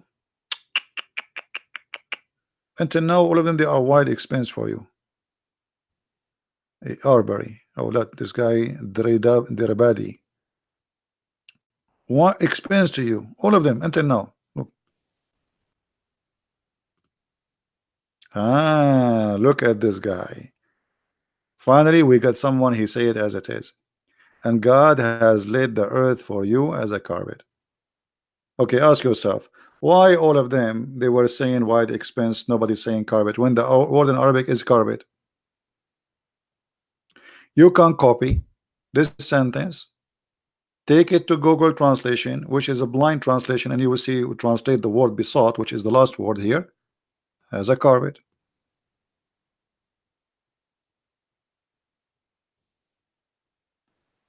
All right, so the earth is flat. And there is there's tons of verses, but I wish there's a Muslim he can call us so we can like have some exciting talk.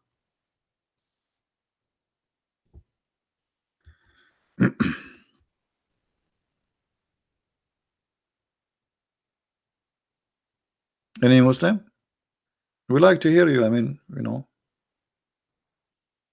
he can prove us wrong.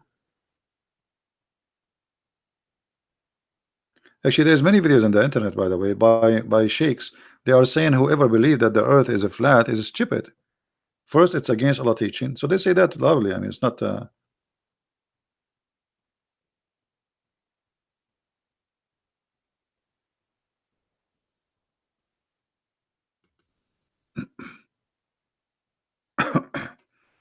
And actually, there is more verses. As an example,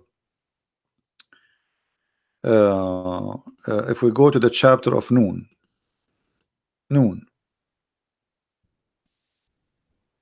just to show you the science of Islam.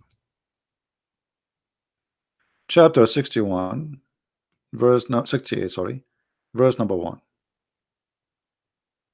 Noon. Allah swear by Noon, and then He swear by the pen. What is Noon? If we go to the interpretation, 68:1.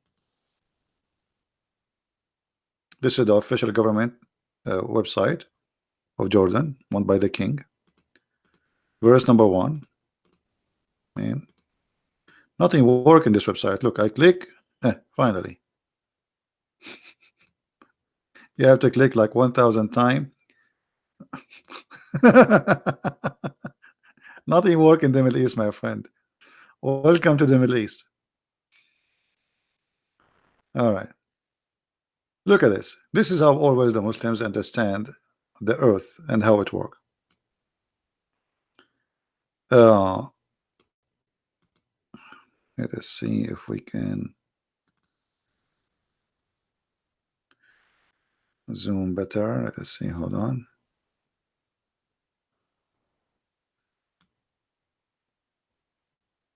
I don't know. Can you guys read the text still? Can you still see the text? Is it readable for you?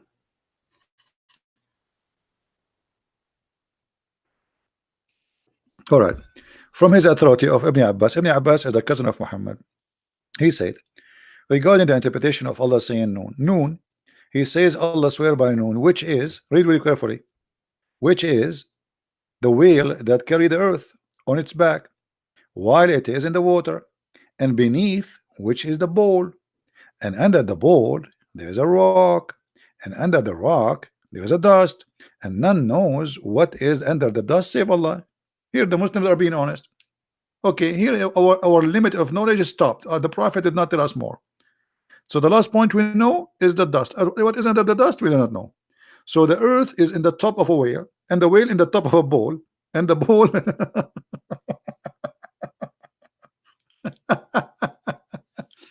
and why the Muslims do not make a movie about this? They make science in the Quran, and the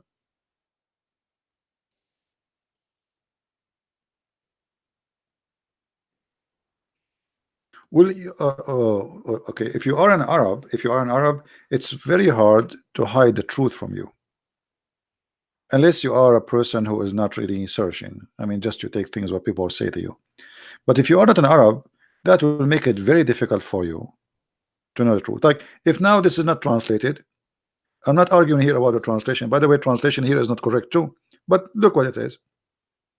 So if this is in Arabic and none of us speak Arabic, how we will know this garbage?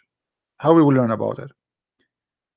And this is why actually I did not make any book in Arabic, because Arab they have opportunity to read by their own, you know. But non-Arab they don't have the opportunity, and the majority of Muslims are not Arab. So look at this madness. And then the name of the whale is Liwash, Liwash Farrakhan, and it said that the name of it's Lutiaya, and the name of the ball is Bahamut, and some they say it is Talhut or Liyona, and the whale in the sea called Edward, and it's like a small ball in a huge sea. Now you can go and you will find some drawing in the internet about how the old days people they used to think that the earth was in the top of a turtle, the earth in the top of a ball, as it says here, whale. All of those are legions. The old days they used to explain how the earthquake happened, because the ball he moved the earth, he got tired from his horn, from the right horn to the left horn, you know. So all those stories are and look here, look.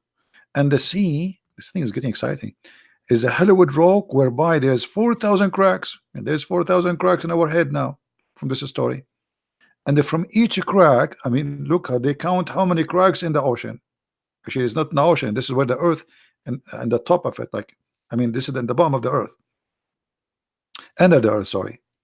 4,000 cracks, and from every crack is a water spring come out from the earth. Look how stupid here the story. How you say the earth is in the top of the wheel, and under the earth, which means under the earth there is a wheel, and under the wheel there's a ball, and then you say there's 4,000 cracks and the water come out of the earth. Guys, do you understand what I'm saying? Anyone notice with me how stupid this story here now? Don't make me draw it. Okay, I will draw it, but fast. Look, listen. So here we have the earth, and here we have the fish, the whale. Okay, and here we have the bull who is carrying the fish in the top of his horn. All right. Now under the bowl there's a dust, and then there's 4,000 cracks. 4,000 cracks. And then it says there, and from each crack the water come from the earth.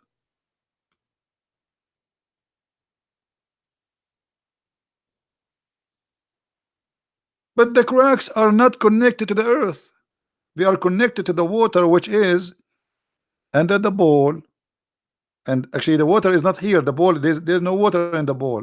The bowl, in the top of him there's an ocean, and this is where the whale is. Crazy. I mean, what you can do. All right. Science, and you have to believe. Now, you know, the Muslims, like they have tons of I have my all my books is about Quran and science, like especially Quran and science in depth. You will see as an example the Muslim they say, brother, do you know that the Quran speak about uh, the atmosphere? Quran speak about atmosphere.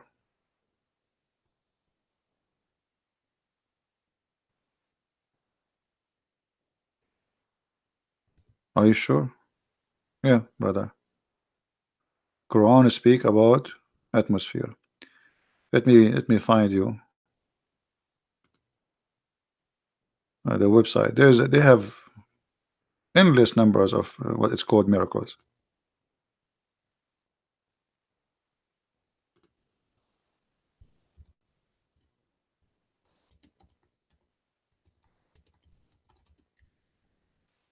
Let us see.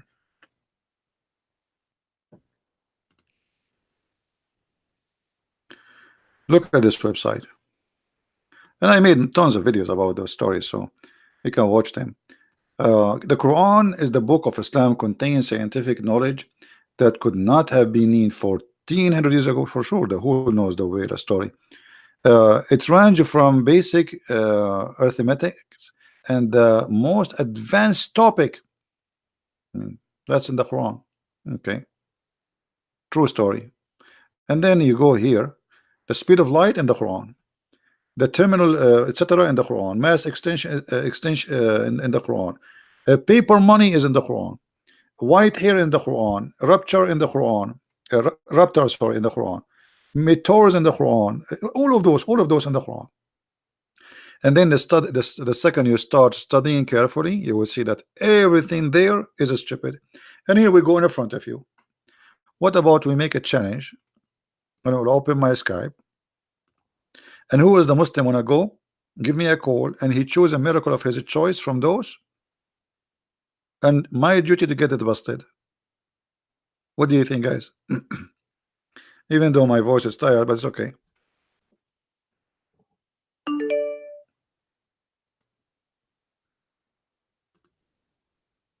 Anyone?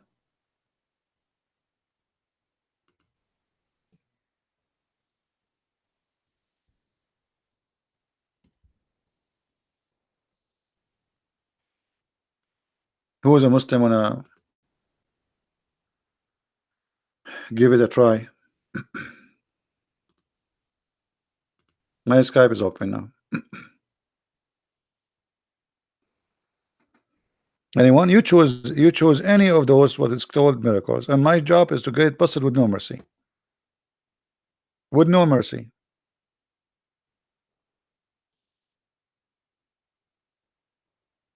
Any Muslim? Look how many. You choose. Look. All of this in the Quran. Everything, anything in the Quran. Qasim, don't send me a video, my friend. If you want, you know, choose one. Sister of Aaron, Christian prince refuted. We laugh. You will say to me, the prophet, he said that they used to call them by the good ones of their ancestor. That's stupid statement. We can get it busted easy, because Mary is the daughter of Imran. Musa is the son of Imran. You tell me how it happened that Mary is the sister of Aaron, daughter of Imran, and Musa is a son of Imran. My friend, you see, you post for me videos. Those are videos made by kids. What about you make your scholar call me and get me busted live? Or you call me and get me busted. Tell me what it says in this video. Don't be a coward. Tell me what it says in the and my duty is to show you that this is stupid. You Muslims are desperately trying to refute me, but you cannot. This is why I'm here every day, and nobody can refute me. Try. They make videos, they refute me, debating themselves. Christian prince get busted. Okay. Debate yourself and win. The hero of you is the one who called me. It's recorded. It's for your benefit. You can download the video after we finish. You post it in your channel and show every Muslim how Christian prince, you know nothing. Correct, guys? You are not calling because you know you are not qualified, and you cannot. Otherwise, trust me, if I am a person who know nothing, they will be fighting over me. Shabir Ali wanna debate Christians every day, except me. Don't even get close. What is name the guy who he challenged? He made a challenge. David would I challenge you? Wael Ibrahim. Okay, so I said, hey Wael, I'm not busy. David Wood is busy. He said, I'm willing to debate you too. Yeah, you know, but you have to come to Hong Kong. How come in the case of David Wood, you don't care if you debate him in Sky, but in my case, I have to come to Hong Kong? Same as Mimi Hijab, same as the other guy Samsi. I mean, all of them kids. So who is the Muslim want to show me any of those miracles to be truth? All those miracles are big fat lies, and this is additional proof that Islam is a lie. Because if Islam is not a lie, why you lie to prove Islam to us? Correct, guys? If Islam is a true, how the followers of Islam, they lie to make Islam look good. A Christian who fabricate and lie to make somebody believe in Jesus, he is no Christian, he is satanic. You cannot make a person believe in Jesus by lying to him, because he believed in your lie. He did not believe in Jesus. In Islam, it's okay. The religion of all of it, even Muhammad, he says you can lie in 3 cases: your private, your friends, your wife, and your family. Who's left? Sorry, your enemy. Who's left? My friends, people around me, my family is my wife, okay, and the enemy. Okay, thank you very much. Who left?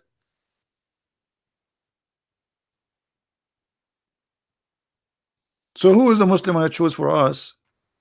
Any of those miracles? It's called miracles. All of those are in the Quran. Look at this. Even the tank is in the Quran. Do you see the tank? Even the tank is in the Quran. You believe it? Mosquito is in the Quran. I think this is a new one. I did not see it before. Did we see it before? And look, this mosquito, once I was in Asia, and I met with some ladies from the church, actually the women who invited me to do like my seminar. So I know the names of the first, the second, the third. I mean, it's a group. So I was introducing to the other one the names of those ladies. So I was saying Miss etc., Miss etc., and then suddenly a mosquito stopped in my hand, and I hit it. I said mosquito. So here the mosquito of the Muhammadan. Look how long the nose of it.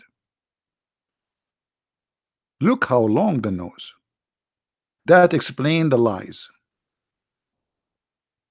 The nose of the mosquito is so long. Did you notice, brother? How long the nose? Look. Who is the Muslim when I ask me about the mosquito? Anything you want. Which one? Or if it is a lie.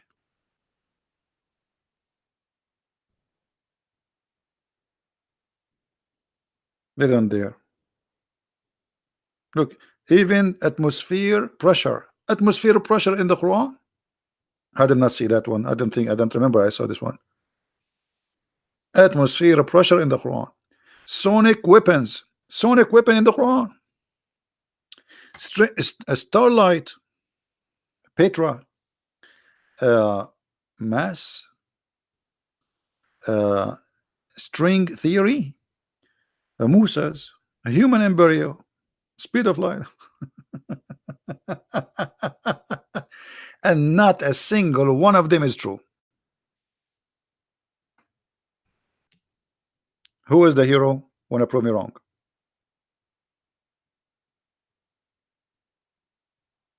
Who is a Muslim hero? Want to prove me wrong? Mayday. We will talk to you nicely. You are welcome to talk to me and prove me wrong. Pakistan. Yeah, by the way, we as Arab, we don't have letter P. So when we read in Arabic, we don't say Pakistan, we say Pakistan. So some of you might say, this guy don't even know how to say Pakistan. We don't have P in Arabic, and we don't call it Pakistan. It is Pakistan. This is how, and even the Muslim themselves, they call it Pakistan. So you might think you are the one who supposedly have the correct name. No, you don't. Like if we ask you about like any Iraq, you say Iraq. There's nothing called Iraq. It says Iraq. But because you don't have equal letters to the Arabic, you think, okay, this is the name. So if I call it Iraq, you say, what this guy is saying? There's nothing is called Saudi Arabia.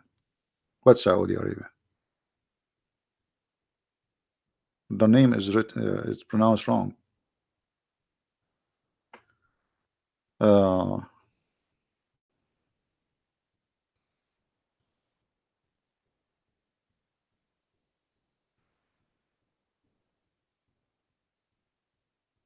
Yeah, there's many letters we don't, we don't have. There's many letters you don't have in your language, and there's letters we don't have in Arabic.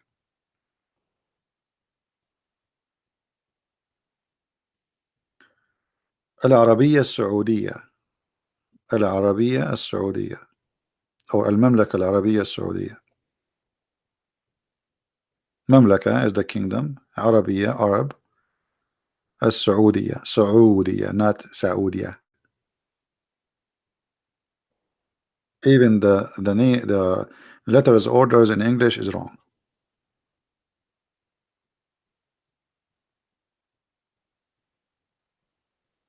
Like in English you say Jordan. There is nothing called Jordan. It is Al-Urdun. There's no letter G exist in the name. Al-Urdun.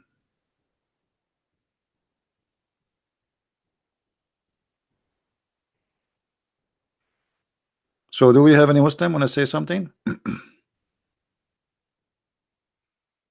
Look, even the north is there. Dark energy, soul expansion. What do you want more? I mean, that's it. The Quran, you find anything. Subduction. Look at this. Rocks cracks in the Quran.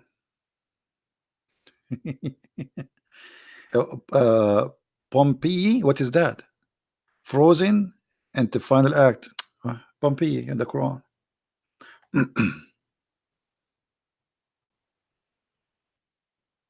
Anyone?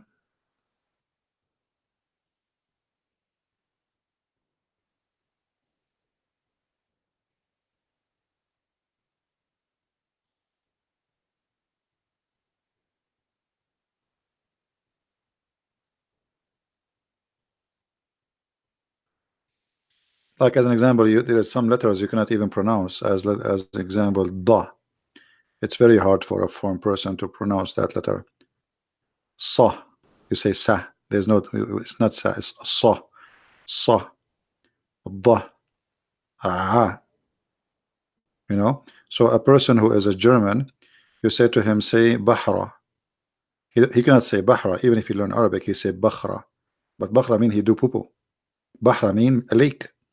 So look at the difference between lake and poo poo. Or he's doing poo poo. It's an action. So like a German guy will say to you, how I can go, supposed to he learn Arabic, how I can go to Bakhra, which means how I'm going to do poo poo. But in fact, he's asking you how I can go to the lake. You know, because simply the letter he cannot pronounce it.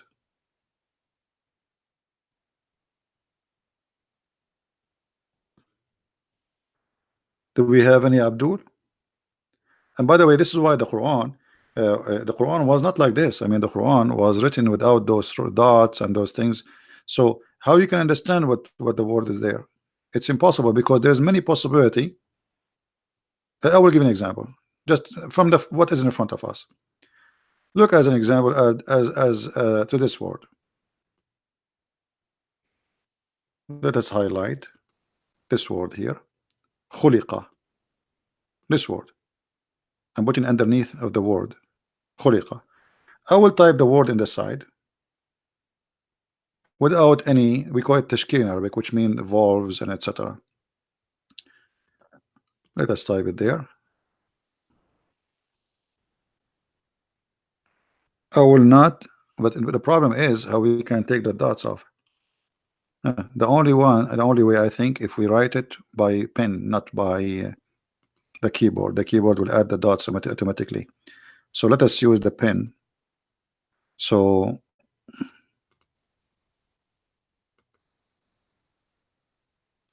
this is the word, and now we will write it here.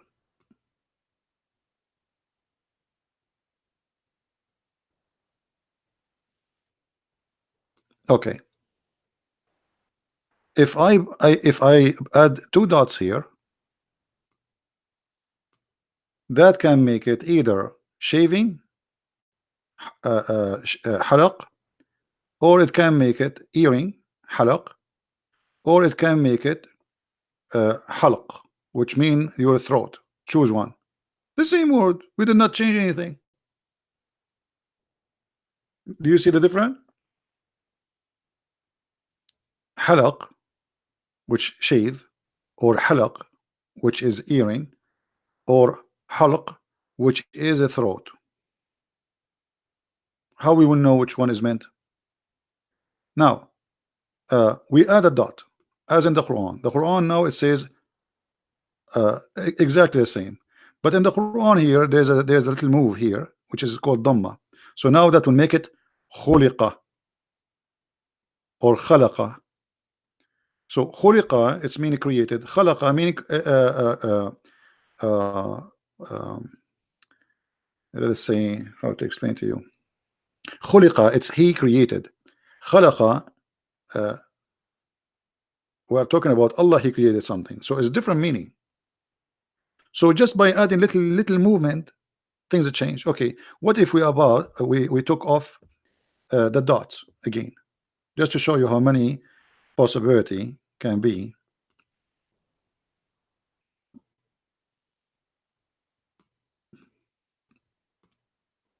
I'm trying to take the dots. Okay, here we go. All right. Okay. Now I will show you more possibility. If I added a dot here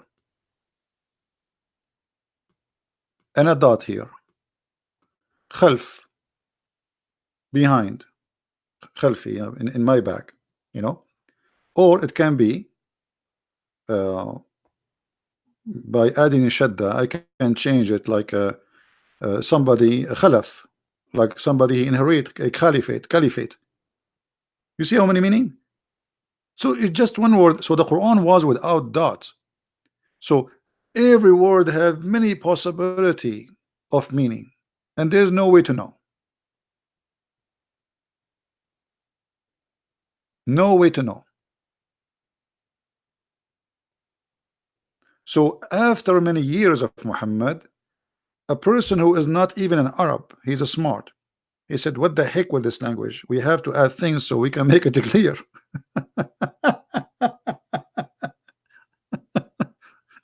And he add those dots and etc. so the Arabic can be clear. Otherwise, it's very confusing.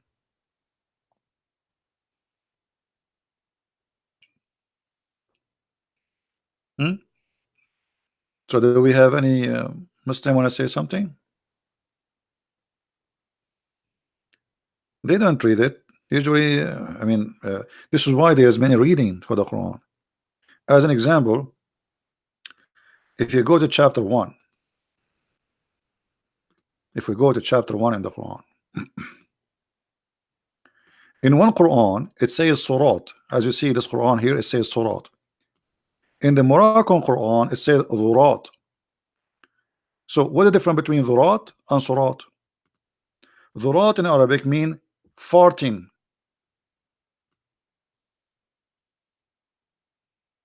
And you can ask any Arab. We are not making things up. Dhurat.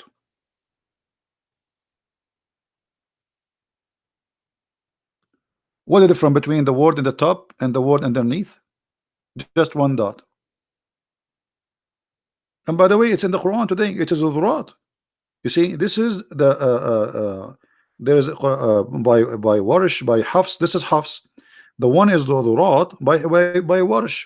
So Warish, he don't say surat, he say dhurat. Dhurat mean farting. So give us the straight farting. It's appeared twice here. The word dhurat or sirat appeared twice here and here. So in verse number 6 it says, guide us to the straight fort.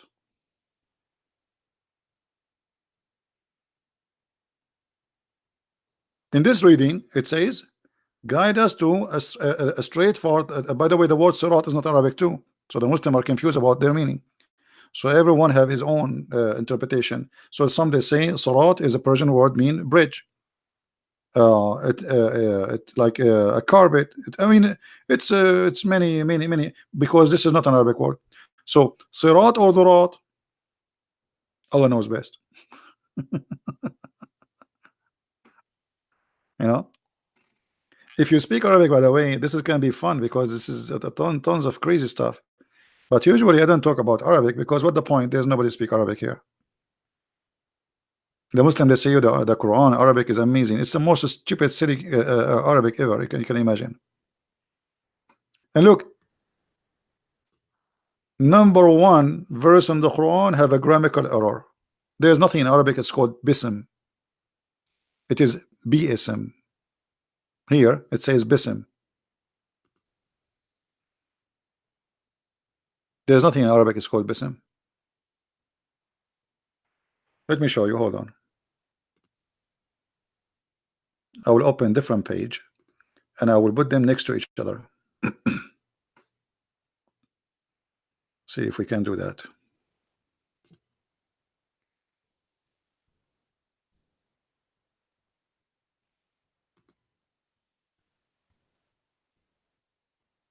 Okay. I don't know. Let me know if it's going to be clear for you. I'm not sure. Okay. Okay. We search for the word bism. Look. And now I think we need to take a snapshot for this one first. Let us take a snapshot because I think we'll not be able to put them together in one unless, let us see, hold on. Maybe if we do this like this, like that, like this, we have to extend, I think. Okay, hold on. All right. Is it still clear for you? Or it became so small now? Okay, look. This is the correct way to write the word bi'ism. Do you see it? This is the wrong one. In the same Quran. Anyone notice what the different? The different is here. This one, let us make it in different color. This one have an alif. Alif is equal to A, letter A. This one does not have it.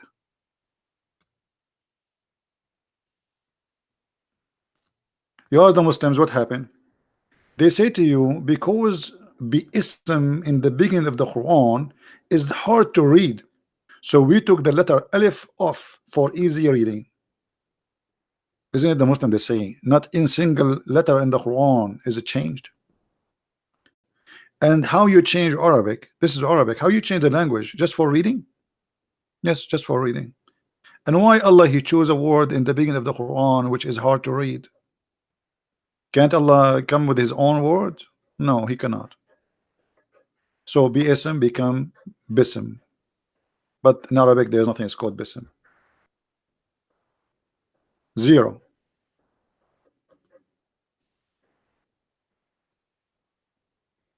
And as you see, the same word repeated how many times? Look here, 56, 74, 56, 96, 52, 69, 52, 96, number one. All of them, they are coming back bism. Here it's coming bism, which is obviously a stupid mistake. So what the Muslims they do in order just to make the Quran easier to read, they broke the Arabic. They broke the Arabic. The Muslim they say the Quran Arabic is the best, but the fact it's a broken Arabic. It's like a guy, remind me of myself when I start learning Arabic, English. I went to a chat room and I say hello guys, and they bounce me. They can bounce you off the chat room. They kick me out and they start calling me names. And I was saying to myself, what's wrong with those people? Why they are rude to me? I didn't say anything. I just say hello guys. And later I learned that I was making a mistake. I was pronouncing the word guys as gays. All right. So Allah looked like his English was like mine in Arabic. I say hello guys, but but I was typing hello gays, and they bounced me out of the chat room. And I was wondering what's wrong with people. I said nothing. I did nothing yet. I did not even talk yet. I just said type in the text hello guys.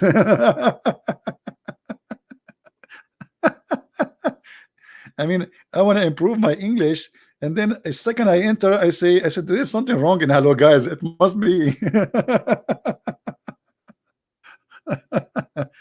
So hello guys, it turned to be hello gays. So Allah, he want to say hello guys, but he said hello gays. Hmm? All right.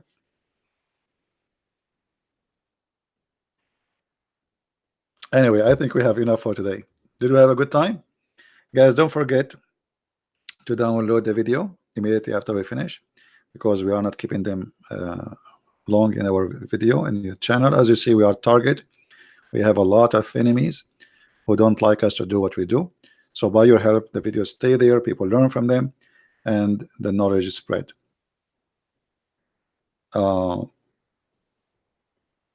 What does Quran mean? Amina. I don't know what Amina mean. What Amina? I'm not sure. You are not quoting the correct word. So I want to say thank you guys for being here. Please download the video immediately after we finish, and until we see you again. I hope tomorrow. Tomorrow is Sunday, but why not? We'll try to go online. If people miss us, I don't know if people will miss us by now until tomorrow. So until we see you soon again, may the Lord bless you, and thanks for all those who support us in every way, in every mean, by kind words, by donation, by downloading the videos, by emailing YouTube when they flag my videos. I really appreciate all of you. I'm really thankful for all each one of you. I feel like I have a family, and God is good. The Lord always he gather his childrens, and they are united with love and patient. And remember, the devil will not leave you alone as long you don't leave him alone, because for him, as long you do good, you are not leaving him alone. So the second you leave him alone, he will leave you alone. If you are a person who go get drunk, do gambling, do anything you want, but leave God and religion and belief and faith, stay away from that. Devil, he will be in your side.